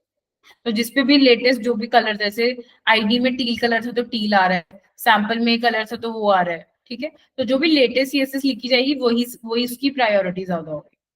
ठीक है, उस एलिमेंट पे जिसपे भी लगा रहे हैं। अभी यूनिवर्सल सबसे ऊपर लगाते हैं हम जनरली, तो कलर ब्लू वॉलेट था, यहाँ पे आ भी रहा है देखो, क्योंकि इस एलिमेंट पे कुछ सीएसएस मैंने लगाई नहीं है यहाँ पे, प्लीज पे। ठीक है, वरना इसके अलावा जो भी लेटेस्ट आपका लिखा हुआ कोड उस पे ऐड हो जाएगा। ठीक है, लेकिन यूनिवर्सल आप एक कलर्स वगैरह के लिए यूज नहीं करते हो, आप एक्चुअली कुछ फिक्स प्रॉपर्टीज होती है उनके लिए यूज करते हैं। गोइंग अहेड में आप लोगों को बता दो। ठीक है, लास्टली होता है ग्रुपिंग सिलेक्टर। ग्रुपिंग सिलेक्टर होता है जब आपको दो तीन सीएसएस सिलेक्ट करनी है और उनपे कुछ कॉमन सीएसएस ऐड करनी है। ठीक है, फॉर एग्जाम्पल यहाँ पे ना मैं अभी के लिए सिर्फ 20 कर रही हूँ। ठीक है, अभी आप ध्यान से देखना। ठीक है, ये वाला और ये वाला, इसमें कॉमन सीएसएस कौन सी है? Font size. ठीक है, तो ग्रुपिंग सिलेक्टर कहता है कि जब भी आपके पास कुछ कॉमन सीएसएस आ रही है तो आप उसको ग्रुप कर दो। जब भी आपके पास कॉमन सीएसएस आ रही है तो आप उसको ग्रुप कर दो। मतलब कि अब मैं क्या करूंगी, इसको सिलेक्ट करूंगी, कॉमा, और अब मैं इसको सिलेक्ट करूंगी। और तो जो भी अब मैं क्या करूंगी, जो भी कॉमन सीएसएस थी, कॉमा से डिनोट होता है ग्रुपिंग सेलेक्टर। मतलब कि जो एग्जिस्टिंग सेलेक्टर्स है, कॉमा कुछ भी आ सकता है, H2 भी आ सकता है, तो जो भी ग्रुप सिलेक्टर्स है वो आ जाएंगे। तो ये मैं बोल रही हूँ, जितनी भी आईडीज के जितनी जहाँ पे भी आईडी प्रेजेंट है, जहाँ पे भी सैंपल क्लास प्रेजेंट है, ये तो अप्लाई होएगी। ठीक है, लेकिन अब ये वाली सीएसएस भी अप्लाई हो जाएगी। तो मैं क्या करूंगी, यहाँ से ये दोनों हटा दूंगी। ये देखो, क्योंकि ये वाला कोड कॉमन था ना दोनों में, फॉन्ट साइज, तो मैंने इसको हटा दिया। तो जब भी आपको दो सेलेक्टर्स का कोड आप देख कॉमन आ रहा है, right, like font size colours के केस में आता है, तो उसको आप ऐसे ग्रुप करो। अभी तो एक ही लाइन थी, बट गोइंग अहेड 5-6 लाइनें भी हो सकती है। ठीक है, तो जब भी आप देख रहे हो कि दो सिलेक्टर्स में कॉमन कोड पड़ा है, तो आप उसको ऐसे करो। तो अब क्या होगा, जहां पे भी आईडी प्रेजेंट होगी उस पर ये सीएसएस तो आएगी, प्लस ये वाली भी आएगी। जहां पे भी सैंपल क्लास प्रेजेंट होगी, ये सीएसएस तो आएगी, प्लस ये वाली भी आएगी। तो मैंने क्या कर दिया, ग्रुप कर दिया, कॉमन सीएसएस को ग्रुप कर दिया। जैसे फॉन्ट साइज इन दोनों में 20 पिक्सल ही था, तो मैंने उसको ग्रुप कर दिया, आउटपुट सेम ही हुई। ठीक है, this is called grouping select, group select. ठीक है, तो कॉमा से डिनोट होता है। तो हमारे पास टोटल 5 बेसिक सेलेक्टर्स होते हैं। फर्स्ट होता है एलिमेंट। एलिमेंट सारे एलिमेंट, जो भी आप एलिमेंट सेलेक्ट करो डायरेक्टली बाय नेम, सारे सेलेक्ट हो जाते हैं बॉडी एलिमेंट में जितने भी प्रेजेंट है। आईडी में हैश डिनोट करते हैं, जो जहां पे भी आईडी प्रेजेंट होगी वो सिलेक्ट हो जाएगा, और एक की आईडी एक ही एलिमेंट पे ऐड हो जाएगी। Class is denoted by dot, और जितने भी एलिमेंट पे क्लास प्रेजेंट होगी सब पे सीएसएस ऐड हो जाएगी। यूनिवर्सल होता है स्टार्स, मतलब सारे एलिमेंट, मतलब बेसिकली बॉडी एलिमेंट को सिलेक्ट करते हैं तो सारे सिलेक्ट हो जाते हैं। लेकिन यूनिवर्सल सिलेक्टर की इंपॉर्टेंस बहुत कम होती है, क्योंकि यूनिवर्सल जनरली हम टॉप पे लिखते हैं, और इसके बाद आप जो भी सीएसएस, सपोज मैंने सबको बोल दिया ब्लू वॉयलेट कलर, लेकिन उसके बाद अगर आप जो भी चेंज करते जाओगे कलर उस एलिमेंट के लिए, वो उसकी प्रायोरिटी ज्यादा होगी, लेटेस्ट कोड जितना भी होगा। ठीक है, जो सबसे लास्ट में लिखा हुआ। और grouping selector is fifth type, denoted by comma. इसमें जब भी आपके पास 2 3 4 सिलेक्टर्स के पास कॉमन कोड होगा, उसको आप ऐसे ग्रुप करके लिख देते हो कॉमा से। तो ये सीएसएस तो अप्लाई होएगी, प्लस ये भी हो जाएगी। ठीक है, इसको बोलते हैं इंटरनल। अब आप खुद देखो, मैंने इंटरनल इसलिए इंटरनल में कोड इसलिए ऐड किया था, खुद नोटिस कर सकते हो कि अभी तो मैं सिर्फ छोटा सा टॉपिक पढ़ा रही थी, तो कितना सारा कोड ऐड हो गया। हम लाइन नंबर 36 पे पहुंच गए ऑलरेडी। ठीक है, तो रियल टाइम में से 300 लाइन होगी सीएसएस की, तो 300 लाइन सीएसएस की आएगी, फिर बॉडी एलिमेंट आएगा, तो स्टाइल करने में भी बहुत दिक्कत हो जाएगी। ठीक है, इसलिए आप लोगों को अभी इस एग्जाम्पल के लिए आई टुक इंटरनल, बट आप लोगों को एक्सटर्नल ही यूज करनी है। ठीक है, बॉडी एलिमेंट यहाँ पे आएगा, एक्सटर्नल फाइल ऐड करना, और एक्सटर्नल में सारा कोड आ जाएगा। ये कोड मैं कट करके इसमें भी ऐड कर सकती हूँ, बिकॉज सीएसएस ऑलरेडी लिंक्ड है मेरे। ठीक है, अब यूज कौन से होते हैं सबसे ज्यादा? सबसे ज्यादा यूज होता है आईडी और क्लास। ठीक है, इन सब में अगर मुझे सिलेक्ट करना है, सबसे ज्यादा आईडी और क्लास यूज होगा। ठीक है, इसके अलावा यूनिवर्सल में ना फिक्स्ड है, वो मैं बाद में जो कोड आएगा बता दूंगी। फिक्स लिखते हैं, 2 3 लाइन लिखते हैं, फिक्स होती है वो, वही आती है हमेशा। ठीक है, इसके अलावा एलिमेंट हम अवॉइड करते हैं सिर्फ इसी वजह से, क्योंकि सपोज अभी मेरे HTML में आप देखोगे दो एक ही हेडिंग टैग है, हेडिंग टू एक ही है।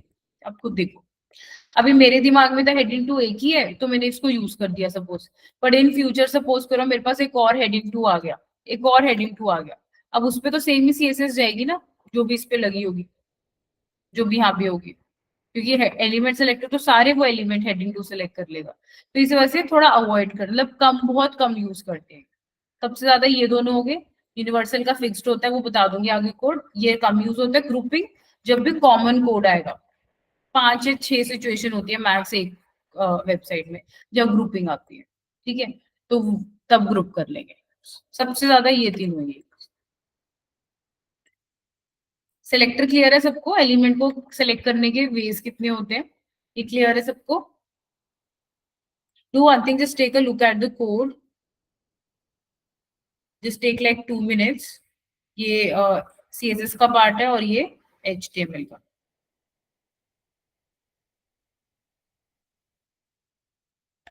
Just take a look at the code. ये मैंने भी आज इंटरनल में इसलिए डाला ताकि आप लोगों को समझ भी आ जाए कि क्यों एक्सटर्नल यूज करते हैं, क्योंकि इतनी सारी लाइन CSS की आ जाएगी, अभी 300 तक आती है, फिर आगे HTML बॉडी स्टार्ट होता है, ठीक है। तो आप लोग एक बार देख लो कोड, कुछ पूछना है तो पूछ लो, कोई भी सिलेक्टर समझ ना आया हो तो।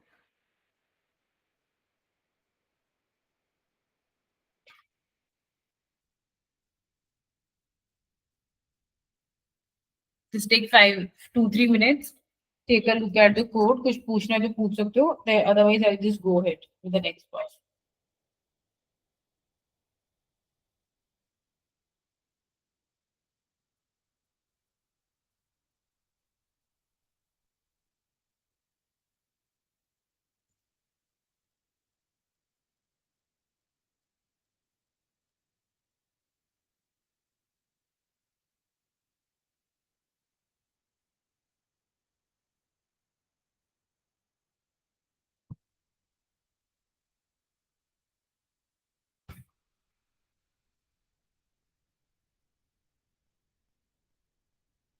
Clear? Is it clear to all?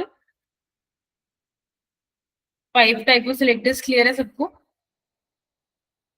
और कौन सा सबसे ज्यादा यूज होता है वो मैंने ऑलरेडी बता दिया, ये तीन आपको हर कोड में मिलेगी। ये थोड़ा कम होगा सिर्फ इस वजह से क्योंकि एक बार में सारे H2 सिलेक्ट कर देगा, जो भी करोगे सारे सिलेक्ट कर देता है, तो कभी कभी प्रॉब्लमेटिक हो जाता है। अब ये था बेसिक है, मतलब एक ये मैंने आपको बेसिक CSS का बता दिया कि क्या होता है, कि इनलाइन इंटरनल एक्सटर्नल क्या होती है, सेलेक्ट कैसे कर सकते हैं एलिमेंट, ठीक है।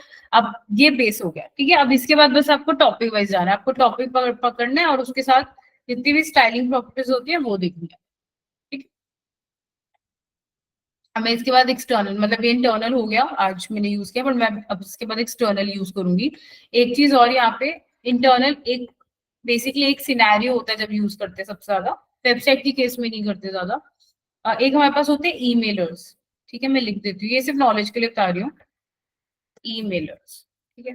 Anyone who no emailers already, आप में से कोई है जिसको HTML ईमेलर्स पता है क्या होते हैं? एनीवन? टर्म, मतलब टर्म क्या होती है emailers? Anyone who know already about HTML emailers?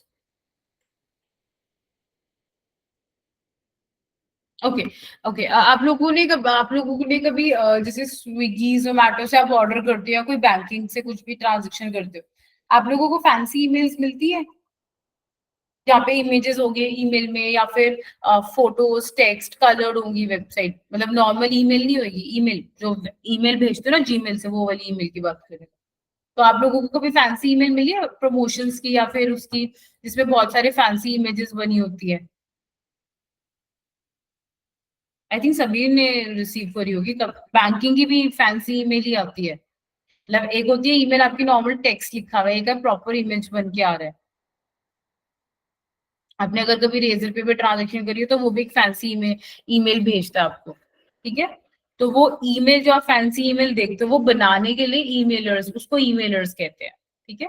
वो जो टेम्पलेट्स होते हैं ना इतने फैंसी, सपोज मैंने स्विगी से कुछ ऑर्डर किया, तो टेम्पलेट तो सेम ही है सबके पास, सेम ही तो ऑर्डर जो स्विगी का ऑर्डर आएगा, ठीक है, ऑर्डर आईडी एंड ऑल वो डिफरेंट होगा, बट एक टेम्पलेट तो सबको सेम ही दिखता है ना। जब अगर आप लोग कुछ ऑर्डर करो स्विगी से या मैं, तो टेम्पलेट तो सेम ही दिखेगा सबको स्विगी वाला, राइट? उसमें तो कोई डिफरेंस ही नहीं होगा।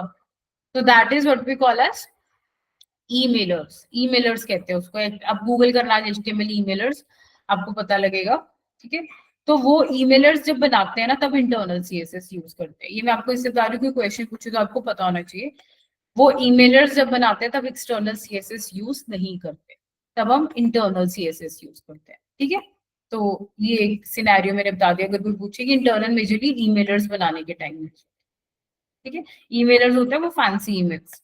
और एक सेकेंड में दिखाई देती हूँ ईमेल, ताकि आप लोग अच्छे से समझ जाओ।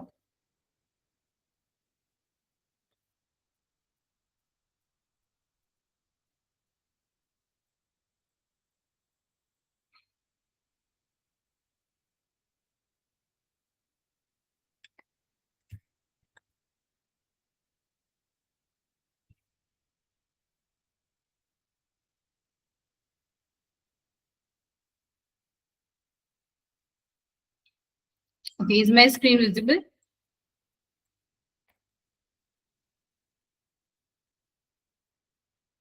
Is my screen visible team? तो आप लोग ये देख पा रहे हो, ये एक्सिस बैंक की ईमेल है। तो आप लोग देख पा रहे हो, ये ईमेल जा रहा है, यहाँ पे टेक्स्ट आ रहा है, इस पे क्लिक करेंगे तो ये वर्क भी करेगा, लिंक भी हो जाएगा, right? Can you all see this fancy email? Is everyone able to see it? तो ये बनाने के लिए जो टेम्पलेट देख रहे हो, इसको बोलते हैं ईमेलर्स। ठीक है, ये टेम्पलेट्स होते हैं, ईमेलर्स होते हैं, इसको मतलब ये एचटीएमएल ईमेलर्स बोलते हैं। तो एचटीएमएल और सीएसएस से ही बनते हैं। उस टाइम पे हमें इंटरनल सीएसएस यूज करते हैं, तब हम एक्सटर्नल नहीं करते। ठीक है, तो अगर कोई पूछे तो ये एग्जांपल दे सकते हो।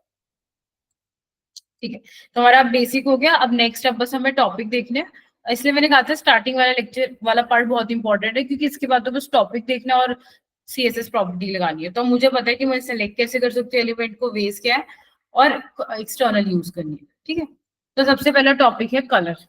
तो कलर प्रॉपर्टी तो देख ली, बट इसके अलावा आप लोगों को पता होना चाहिए कि कलर क्यों इंपॉर्टेंट होता है। ठीक है, तो colours are specified using predefined colour names. तो कलर जो रहता है हमारे पास, वो हम स्पेसिफाई करते हैं कुछ कलर नेम से, या फिर हमारे पास और फॉर्मेट भी होते हैं। हमारे पास आरजीबी होता है, हेक्साडेसिमल बोलते हैं इसको, एचएसएल। ठीक है, तो हमारे पास बहुत सारे वेज होते हैं कलर्स को डिफाइन करने के लिए। हम लोग अभी जैसे मैंने यहाँ पे कलर नेम यूज किया ना, कलर रेड, वैसे ही इसको रेड की जगह हेक्साडेसिमल, इधर हैश वाले को हेक्साडेसिमल बोलते हैं। आरजीबी एचएसएल भी बोल सकते हैं। ठीक है, ये एक वेबसाइट है, मैं आप लोगों को भी दे रही हूँ, कीप इट हैंडी। ठीक है, वेबसाइट हैंडी रखना। अब क्या होगा टीम, जब भी आपको वेबसाइट बनानी होगी, ठीक है, अभी तो आप लोग प्रैक्टिस कर रहे हो, इसे बोल मैंने आपको असाइनमेंट दी तो आप लोग प्रैक्टिस कर रहे हो ऑब्वियसली उसको। तो ये आप चीज बाद में भी यूज कर सकते हो, या अभी भी इनकॉर्पोरेट करना यूज कर सकते हो। कलर फर्स्टली सिलेक्ट करना बहुत जरूरी है। ठीक है, कलर, अब क्या होगा आप खुद सोचो। अगर मैं फेसबुक बोलती हूँ, ठीक है, what colours comes to your mind? When I say Facebook, what colours comes to your mind? You can type it in the chat box. जब मैं फेसबुक बोलती हूँ तो कौन सा ब्रांड का कलर आपको दिमाग में आता है? क्या फेसबुक सुनते ही क्या आता है आपके दिमाग में? Blue, correct, blue white. Okay, अगर अब मैंने बोला Amazon, so what will come to your mind? If I say Amazon, आप लोगों के दिमाग में क्या आएगा? कलर, लोगो क्या आएगा? Yellow, okay. What about others? अगर मैंने अमेजोन बोला तो क्या दिमाग में आएगा आप लोगों के? कलर्स कौन से आएंगे दिमाग में?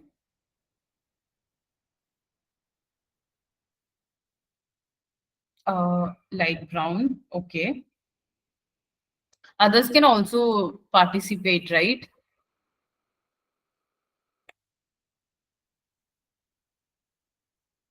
ठीक है, if I say Vidun Learnify, what colors comes to your mind? If I say Vidun Learnify, what colors comes to your mind?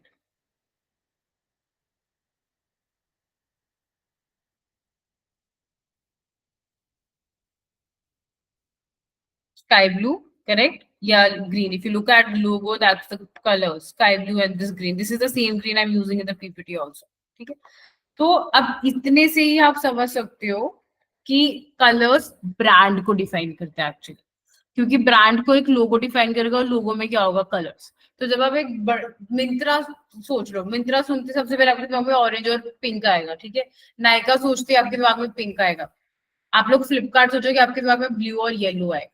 ठीक है, आप अमेजोन खोलोगे आपके दिमाग में ऑरेंजिश, येलोइश कलर है उसका, ब्लैक कलर है, ग्रे कलर है, राइट? ये दिमाग में आएगा।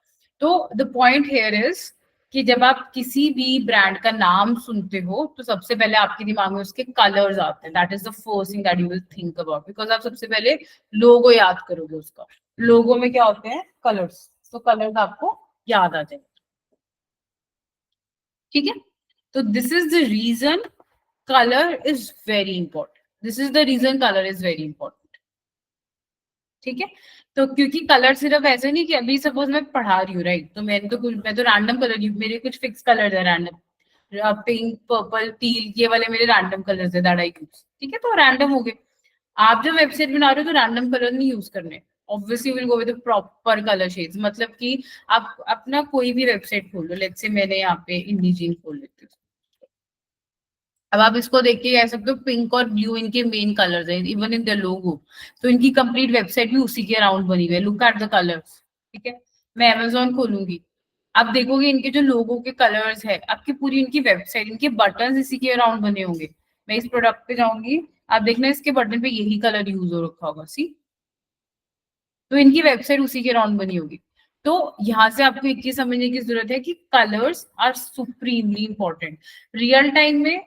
अब क्या होगा रियल टाइम में, आपको ये सब, अगर आप ग्राफिक डिजाइनर भी हो तो आप शायद सजेस्ट कर सकते हो ब्रांड को, बट वरना जनरली ग्राफिक टीम होती है, मैंने आप लोगों को पहले भी बताया था एचटीएमएल के बाद कि ग्राफिक टीम होती है, आपको इमेजेस देगी, आपको ऐड करना आना चाहिए बस। वैसे कलर्स भी आपको कौन देगा, ग्राफिक टीम, मतलब बिजनेस टीम बताएगी, क्योंकि बिजनेस ग्राफिक टीम लोगो बनाएगी, तो लोगो से आपको कलर पता होंगे, आपको कलर पता होगा तो आप उसके अकॉर्डिंग वेबसाइट बना दोगे, सिंपल, ठीक है। अब यहाँ पे चेंज क्या है, अभी आप लोग हो लर्निंग फेज में, तो आपको कलर खुद समझना भी चाहिए, सिर्फ ऐसा नहीं है कि अभी सपोज आप अपना फाइनल प्रोजेक्ट बना रहे हो, तो ऐसे थोड़ा ना कुछ भी रैंडम कलर यूज करने लग जाओगे, तो इट्स गुड कि आप कलर्स खुद से भी सीखो। रियल टाइम में ब्रांड अपना कलर बताता है आपको ऑलरेडी वैसे, बट इट्स गुड कि आप खुद से कलर्स यूज करना भी सीखो, ठीक है। तो ये एक वेबसाइट मैंने दी है, ये कलर पैलेट वेबसाइट है, ठीक है, it's a colour palette website. ऐसी बहुत वेबसाइट आपको जो भी यूज करनी है कर सकते हो, ये एक है the one I use, suppose मुझे आज एक वेबसाइट यूज करनी है, राइट, मुझे ट्रैवल से रिलेटेड वेबसाइट बनानी है, I go for vibrant colours like this, ठीक है। मुझे ट्रैवल वेबसाइट आज बनानी है तो मैं इस पे ये पैलेट यूज करूंगी, आप इस पैलेट पे क्लिक कर दो। अब ये कौन से कलर्स हैं आपको इनके अब देखो मैंने कहा था ना कलर्स ऐड करने के बहुत सारे तरीके होते हैं, आपको सारे मिल जाएंगे, आपको कलर का नाम भी मिल जाएगा, आपको कलर की आरजीबी वैल्यू भी मिल जाएगी, आपको कलर की हेक्साडेसिमल वैल्यू भी मिल जाएगी, हैश वाले को बोलते हैं हेक्साडेसिमल, इसको बोलते हैं आरजीबी, रेड ग्रीन ब्लू, ठीक है। तो आप ये भी यूज कर सकते हो। तो अब आपने ये पैलेट कॉपी किया और अपनी पूरी वेबसाइट, अब वेबसाइट जैसे कि लोगो, वेबसाइट में सपोज करो हेडर, फुटर, ठीक है, बटन्स, तो उसके हिसाब से कॉम्बिनेशन कर लोगे। और एक याद रखना, black colour, grey colour and yellow colour, these are the three colours, these are such colours which you can incorporate with mostly all the websites. तो ऐसा नहीं कि पूरी वेबसाइट में यही कलर होंगे, इसके साथ आप ब्लैक, ग्रे, येलो इंक्लूड कर सकते हो कहीं कहीं पे, लाइक बॉर्डर्स के लिए या हेडिंग्स के लिए, ठीक है। तो आप यहाँ पे बहुत सारी कैटेगरीज है, if you want to go with neon, like आप गेमिंग से रिलेटेड कोई वेबसाइट बना रहे हो, right, so you can go with neon shades, we are going with travel, then go with pastel colours. तो ये वेबसाइट इसलिए दी है क्योंकि अगर आप लोग प्रैक्टिस करोगे भी, सपोज आप अभी जस्ट असाइनमेंट की प्रैक्टिस कर रहे हो तो रैंडम कलर यूज कर लो, नॉट अ प्रॉब्लम, बट अब अगर आपको कोई प्रॉपर पेज की वेबसाइट बनाने को बोल रहा है या असाइनमेंट बोल रहा है, then go with this website. तो ये वेबसाइट हैंडी रखना, बस ये ध्यान रखना कि ये कलर पैलेट यूज कर लिया तो वही यूज करना, ये नहीं कि इसमें से कुछ कर रहे हो इसमें से कुछ कर रहे हो। ये कलर पैलेट इसलिए ही बने हुए हैं कि आपको अपना ब्रेन यूज ही ना करना पड़े, कि आपने इस पे क्लिक किया और आप उसको यूज कर लो, आपको अपना ब्रेन यूज ही ना करना पड़े कि कलर पैलेट क्या सेलेक्ट करो, कलर क्या सेलेक्ट करो। It's a great way to design your website, ठीक है। सब कुछ भी समझ नहीं आता ना, तो डार्क शेड्स में ब्लू वाले शेड्स होते हैं वो यूज कर लो, कोई और शेड नहीं समझ आता ये वाले शेड्स उठा लो, ठीक है। अगर आपको कोई कंपनी की वेबसाइट बनानी है तो ये शेड्स बहुत अच्छे रहेंगे उसके, ठीक है। तो आप ये वेबसाइट यूज कर सकते हो। जब आप प्रोजेक्ट बनाओगे, असाइनमेंट करोगे, जो अगर कोई प्रॉपर वेबसाइट वाली असाइनमेंट बोल रहा है तो प्रॉपर कलर्स यूज करना, ठीक है, प्रैक्टिस भी हो जाएगी। और कलर्स मैंने आपको बता दिया, प्रेफरेबल हमारा हेक्साडेसिमल रहता है, या कलर नेम भी कर सकते हो, या फिर ना हेक्साडेसिमल सबसे ज्यादा यूज करते हैं, ठीक है। तो आपकी मर्जी, आप कोई भी यूज करना चाहो, तो ये होता है कलर। कलर टॉपिक है, कलर प्रॉपर्टी सेम ही है, बट मैं अब आपको समझा रही हूँ कि कलर इंपॉर्टेंट क्यों है, क्योंकि वो ब्रांड को डिफाइन करता है। जो ब्रांड के लोगों में कलर्स होंगे वही उसी के अराउंड वेबसाइट बनने वाली है, ठीक है। रियल टाइम में आपको बिजनेस या ग्राफिक टीम में प्रोवाइड करके देगी, लेकिन अभी आपको प्रैक्टिस भी करने, तो ऑब्वियसली रैंडम कलर्स यूज करने से अच्छा तो ऐसे प्रॉपर वेबसाइट यूज करो, कोई भी कलर पैलेट यूज कर लो और अपना प्रोजेक्ट असाइनमेंट उसके अकॉर्डिंग बना, ठीक है। और प्रेफर करना हेक्साडेसिमल ज्यादा यूज करना, वरना आप कलर नेम और अभी प्रैक्टिस करें तो RGB भी कर सकते हैं। जनरली जब प्रोजेक्ट स्टार्ट होता है कंपनी में तो वो ये सारी चीजें पहले ही मेंशन होती है, डॉक्यूमेंट मिलता है उसमें पहले ही मेंशन होता है कि पूरी वेबसाइट में हम जैसे 10 there's a team of 10 people, right?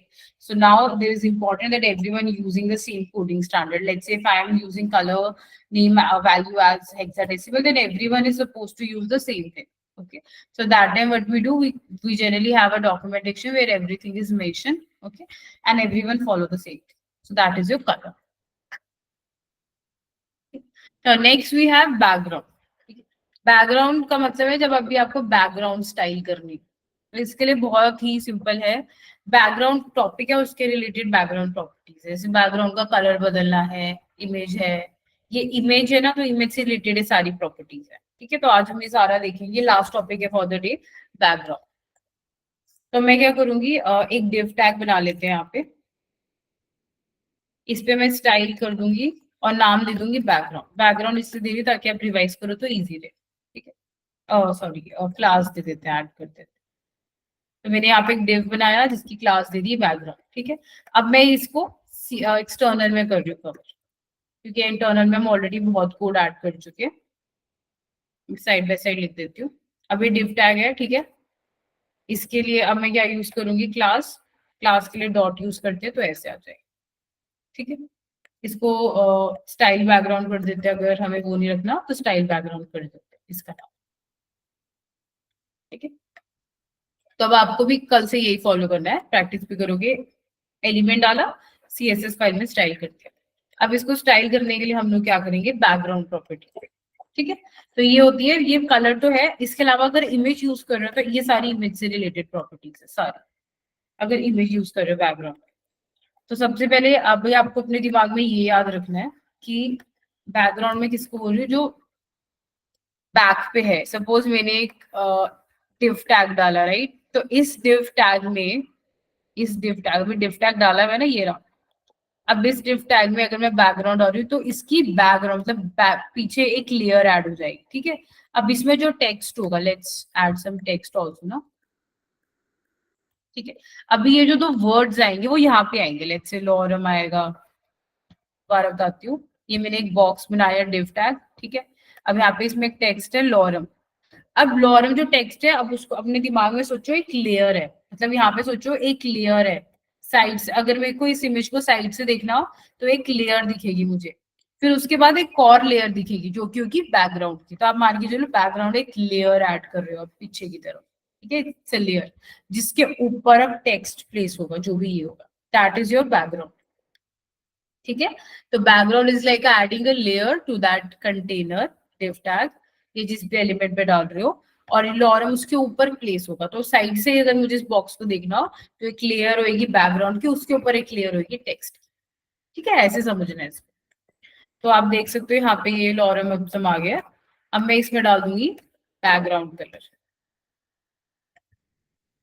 ये वाला ये है डिव टैग लॉरम। इसके ऊपर मैंने बैकग्राउंड कलर डाला, लेट्स से टील कलर। तो आप देख सकते हो ये बैकग्राउंड कलर टील कलर आ गया। इसका कलर व्हाइट कर रही हूँ मैं, टेक्स्ट का मैंने व्हाइट किया कलर, मतलब इस एलिमेंट में जो भी टेक्स्ट होगा उसका कलर व्हाइट, इसमें जो बैकग्राउंड पे लेयर होगी वो टील। आप खुद देख सकते हो बैकग्राउंड पे एक लेयर टील की है, उसके ऊपर ये ऐड, ठीक है। हम यहाँ पे हाइट डाल सकते हैं, ठीक है। आप देख सकते हो हाइट ऐड होगी। हम यहाँ पे विड्थ डाल सकते हैं। अब आप खुद ध्यान देखो कि मैं हाइट और विड्थ डाल रही हूँ किसकी है, इस डिव एलिमेंट, इस डिव एलिमेंट पे मैंने हाइट और विड्थ सेट किया, ठीक है। और अगर आप विड्थ ना सेट करो तो बाय डिफॉल्ट 100% आती है। देखो हाइट तो मैंने 200 कर दी, विड्थ हटा देती हूँ सपोज, तो बाय डिफॉल्ट ब्लॉक लेवल, इससे इसकी नहीं, सारे ब्लॉक लेवल एलिमेंट्स की बाय डिफॉल्ट विड्थ 100% होती है। मतलब कि पूरी स्पेस लेते हैं विड्थ की, पूरी ब्लॉक लेवल एलिमेंट्स। अगर आप उसको फिर वापस चेंज करना चाहो तो कर सकते हो, ठीक है। दिस इज योर बैकग्राउंड पे, तो इसको बोलते हैं बैकग्राउंड प्रॉपर्टी। अब इसके अलावा आप बैकग्राउंड पे इमेज डाल सकते हो। अब इमेज डालने के लिए ये सिंटेक्स होता है, बैकग्राउंड इमेज URL, और यहाँ पे इसमें आपको पाथ डालना पड़ेगा। मैं वेट हटा रही हूँ, ठीक है।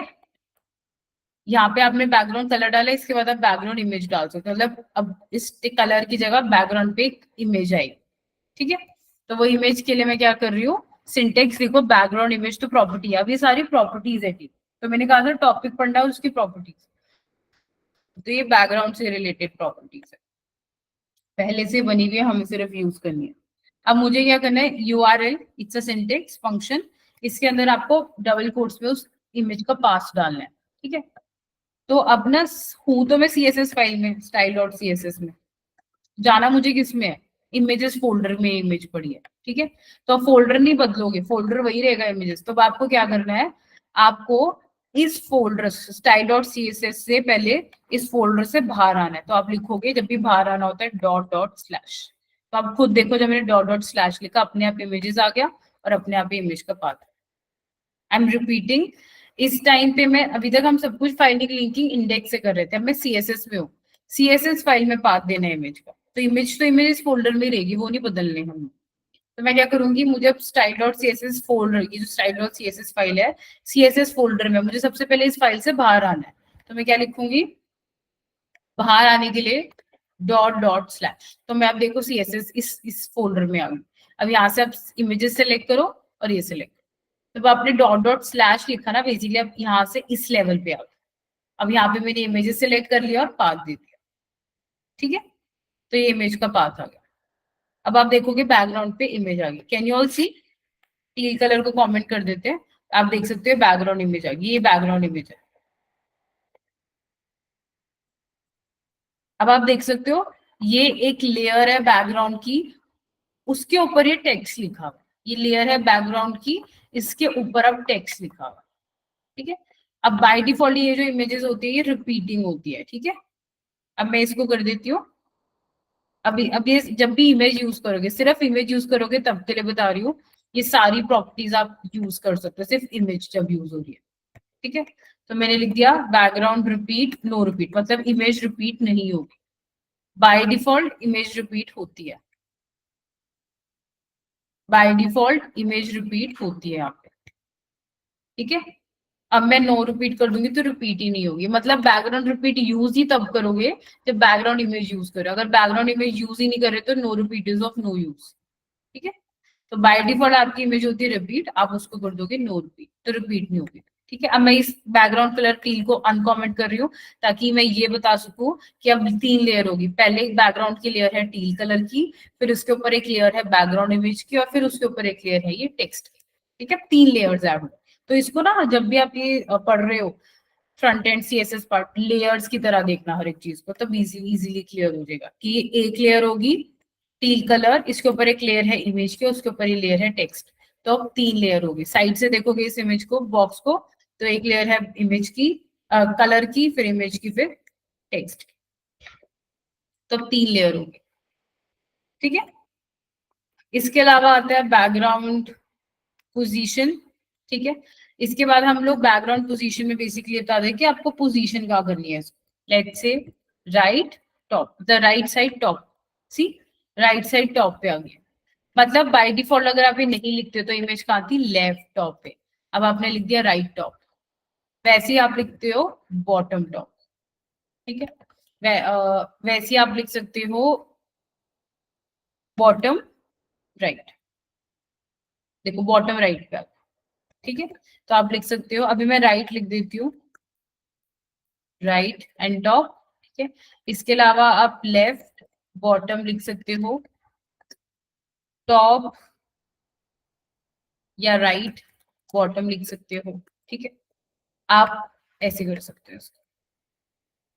बाय डिफॉल्ट कौन सी है,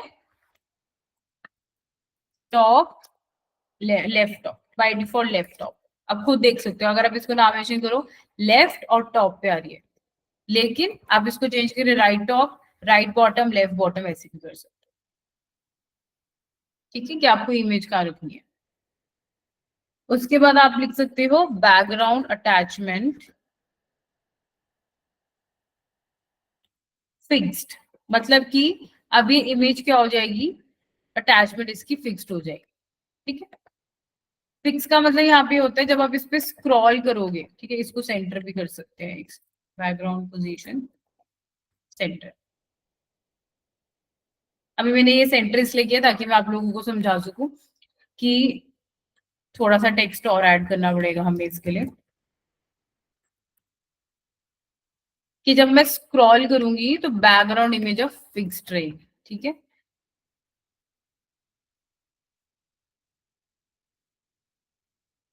आप लोग देख पा रहे हो कि मैं स्क्रॉल कर रही हूँ और इमेज फिक्स्ड है। अगर मैं इसको नहीं ऐड करूंगी, ठीक है, तो ये ऑब्वियसली इमेज फिक्स, इमेज वहीं पे है और ये इमेज और टेक्स्ट अब एक साथ स्क्रॉल हो रहा है। आप लोग आई होप देख पा रहे हो ये पार्ट। लेकिन मैंने इसको कर दिया बैकग्राउंड अटैचमेंट फिक्स्ड, तो आप देखना मैं स्क्रॉल कर रही हूँ तो सब कुछ स्क्रॉल हो रहा है लेकिन इमेज वहां फिक्स्ड है। Can you are you all able to see कि जब मैं इसको स्क्रॉल कर रही हूँ तो इमेज फिक्स्ड है और टेक्स्ट स्क्रॉल हो रहा है, बाकी सारी वेबसाइट स्क्रॉल हो रही है। आप लोग ये एक्सपीरियंस कर पा रहे हो?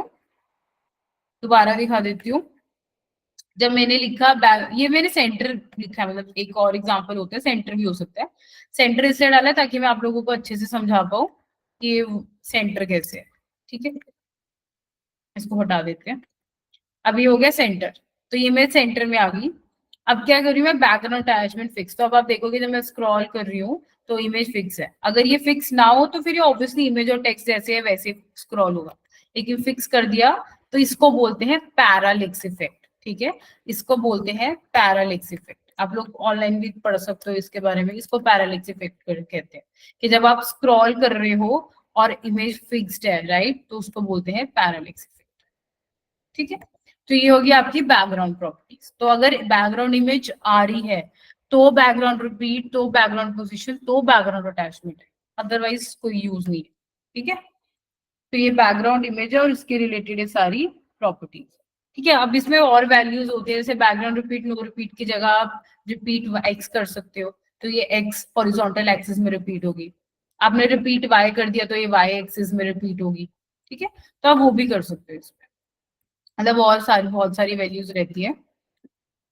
मैं लिख देती हूँ बाकी भी। रिपीट वाई मतलब वाई डायरेक्शन में, वर्टिकल डायरेक्शन में रिपीट करनी है। देन आप इसको लिख सकते हो repeat x, horizontal vertical direction में रिपीट करनी है, राइट। नो रिपीट मतलब एक ही बार आएगी, रिपीट नहीं होती। तो ये होती है बैकग्राउंड प्रॉपर्टीज।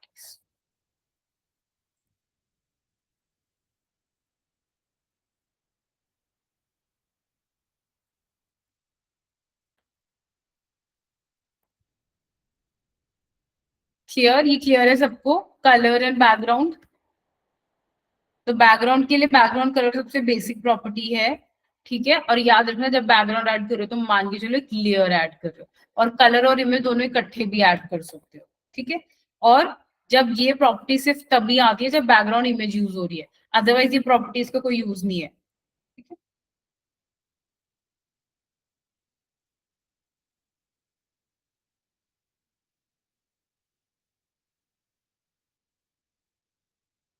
एक यहाँ पे शॉर्ट हैंड होता है। ठीक है, ये आपको हर टॉपिक पे मिलेगा कि आपको ये सारी प्रॉपर्टी जो आप मैंने लिखी है, ये सारी अगर आपको एक ही लाइन में ऐड करनी हो, ठीक है, इसको बोलते हैं short hand property. Short hand इसको बोलते हैं प्रॉपर्टी, मतलब ये सारी प्रॉपर्टी जो मैंने ऊपर लिखी है टीम, इस लाइन से लेके इस लाइन, इसकी जगह एक सिंगल लाइन ऐड करनी हो तो वो भी कर सकते हैं। ठीक है, ध्यान से देखना।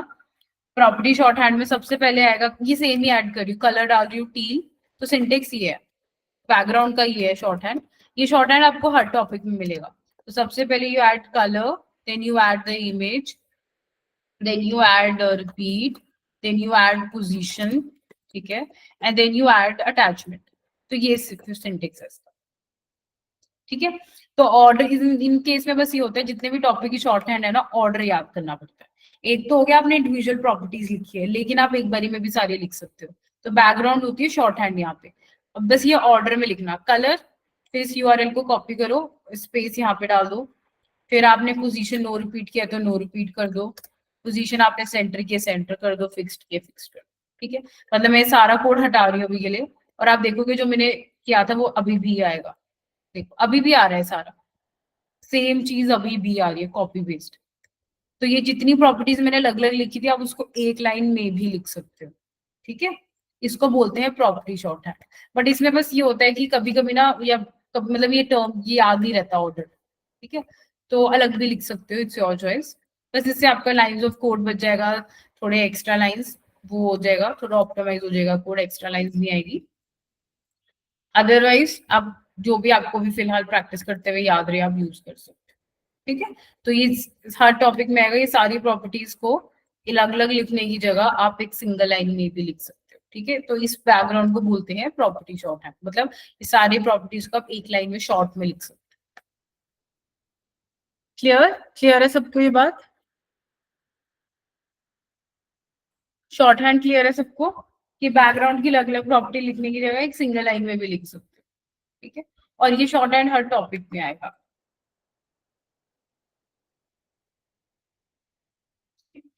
That's all for today, let me give you all assignment first. तो आप लोगों को ये असाइनमेंट करनी है, तो आप लोगों को 3 div क्रिएट करने हैं, ठीक है। उन 3 div में बैकग्राउंड इमेज ऐड करनी है, तो आप कुछ इमेजिन करो ऐसे होगा। 3 div होंगे, 1 2 3, ठीक है। ये 3 div आ गए। नाउ इन 3 div में कोई बैकग्राउंड इमेज ऐड करनी है, ठीक है। Add text and button over image. अब आपको क्या करना है, ये जो टेक्स्ट देख रहे हो, ठीक है, ये जो इमेज देख रहे हो इसके ऊपर कुछ टेक्स्ट ऐड करना है और बटन, मतलब ये डिव ना ऐसा दिखेगा, ये इसके ऊपर एक बैकग्राउंड इमेज होगी, ठीक है, और इसके ऊपर एक बटन होगा और टेक्स्ट होगा, लेट्स से ऐसे। तो आपको ऐसे 3 डिव क्रिएट कर, ठीक है, और इमेज सेंटर में आनी चाहिए।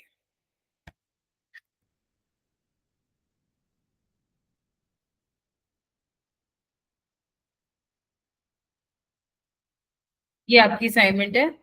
एक एक प्रॉपर्टी और बता देती हूँ बैकग्राउंड की, ठीक है।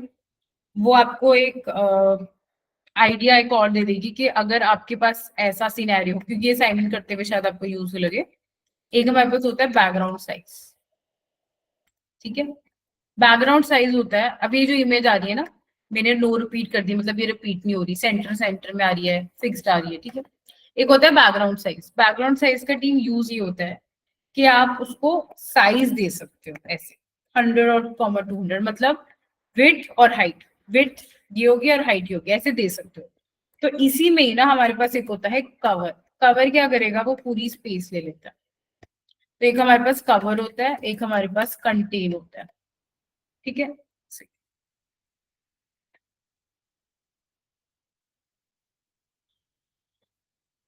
Oh sorry, thing is I need to comment out this part. तो अब आप देख सकते हो मैंने यहाँ पे ना बैकग्राउंड साइज कवर कर दिया। कवर क्या करेगा, वो पूरी इमेज का जो भी आपका बॉक्स है, जितनी भी आपके बॉक्स की जगह है, उसमें कवर कर देगा उसको, ठीक है। मतलब जो भी आपने बैकग्राउंड इमेज यूज करी है उस पूरे कंटेनर में स्प्रेड हो जाएगी। This is called background size. अब इसकी जगह आपको अगर अलग से वैल्यूज देनी है आप वो भी दे सकते हो, तो ये विड्थ और हाइट होती है, ये विड्थ ये हाइट, ठीक है, इट्स अप टू यू। तो आप लोग ऐसे भी इसको यूज कर सकते हो,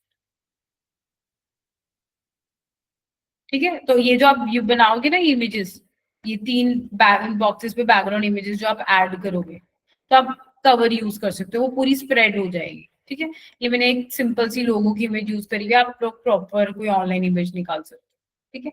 और आप लोगों को फोल्डर स्ट्रक्चर सेम फॉलो करना है जो आज सिखाया है, और यूज एक्सटर्नल सीएसएस। आप ये एक असाइनमेंट करोगे ना, आपकी पूरी जो आज का लेक्चर है पूरा कवर हो जाएगा पूरा, ठीक है। इसके अलावा थोड़ा इंटरनल और ये थोड़ा पढ़ लेना इनलाइन, मतलब कोड देख लेना, वरना ये करने के बाद आपका प्रॉपर ही कवर हो जाएगा जो आज का टॉपिक मैंने पढ़ा है, ठीक है। किसी को असाइनमेंट में कोई डाउट? तो ऐसे बनेंगे 3 बॉक्स, 3 बॉक्सेस पे बटन, टेक्स्ट और बैकग्राउंड इमेज ऐड करनी, ठीक है। सुमित, सुप्रीत, साहिब, ऋषभ, कोमल, Divya, अव्या, Arshdeep, any questions team? किसी को कुछ पूछना है तो पूछ सकते हो, कुछ टॉपिक समझ ना आए हो पूछ लो।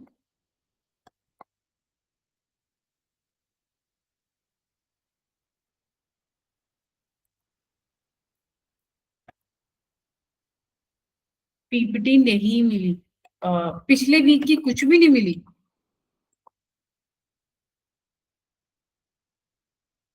लाइक लास्ट वीक में से कुछ भी नहीं मिली या 1 2 दिन की नहीं मिली?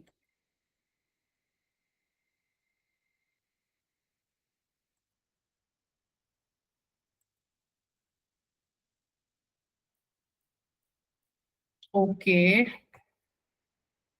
मैं बोलती हूँ, आज मैं आज टीम को बोलती हूँ, आई डोंट नो क्यों नहीं मिली पीपीटी। तो कोड भी नहीं मिला आप लोगों को?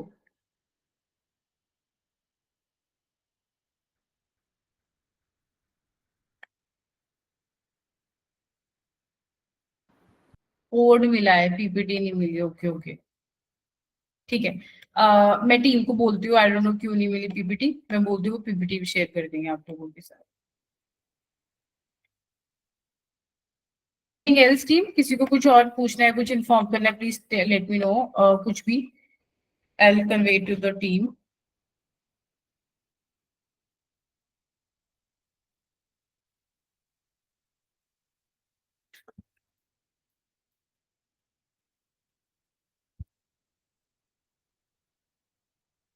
एनी क्वेश्चंस और should we wrap for the day?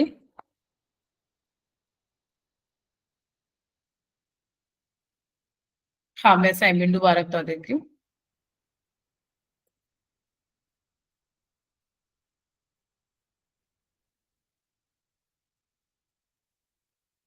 Okay, so team, आपकी जो असाइनमेंट है वो इंडेक्स डॉट एचटीएमएल फाइल के एंड में डली हुई है, ठीक है।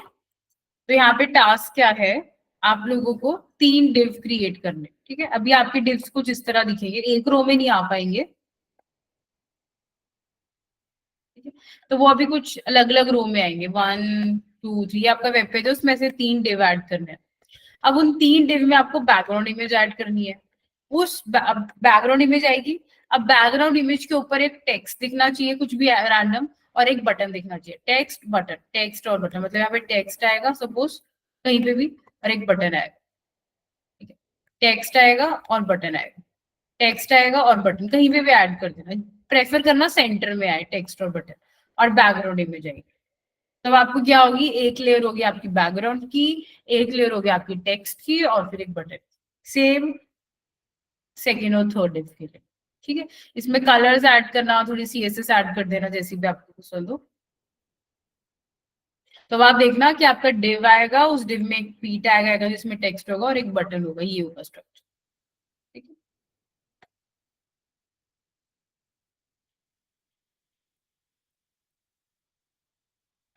सुमित, क्लियर है आपको?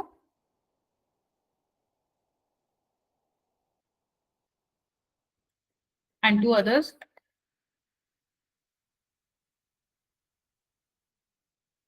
ऑलराइट, जस्ट टेक 2 3 मिनट्स, अगर किसी को कुछ पूछना है तो पूछ लो, और will wrap for the day.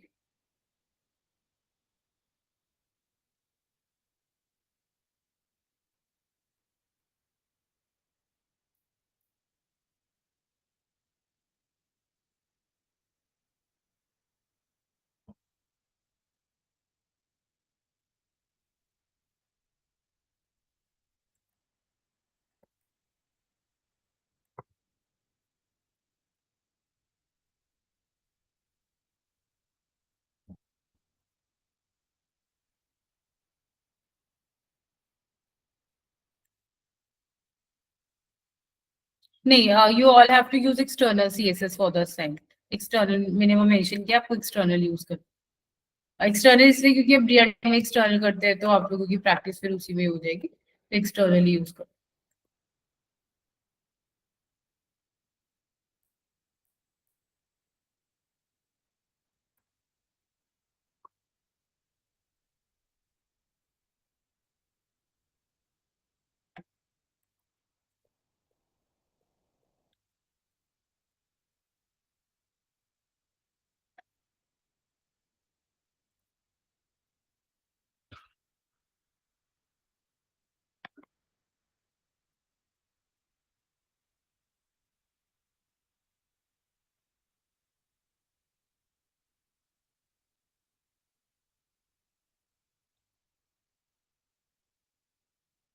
Okay, all right, thank you team, we'll connect tomorrow, have a nice day, bye.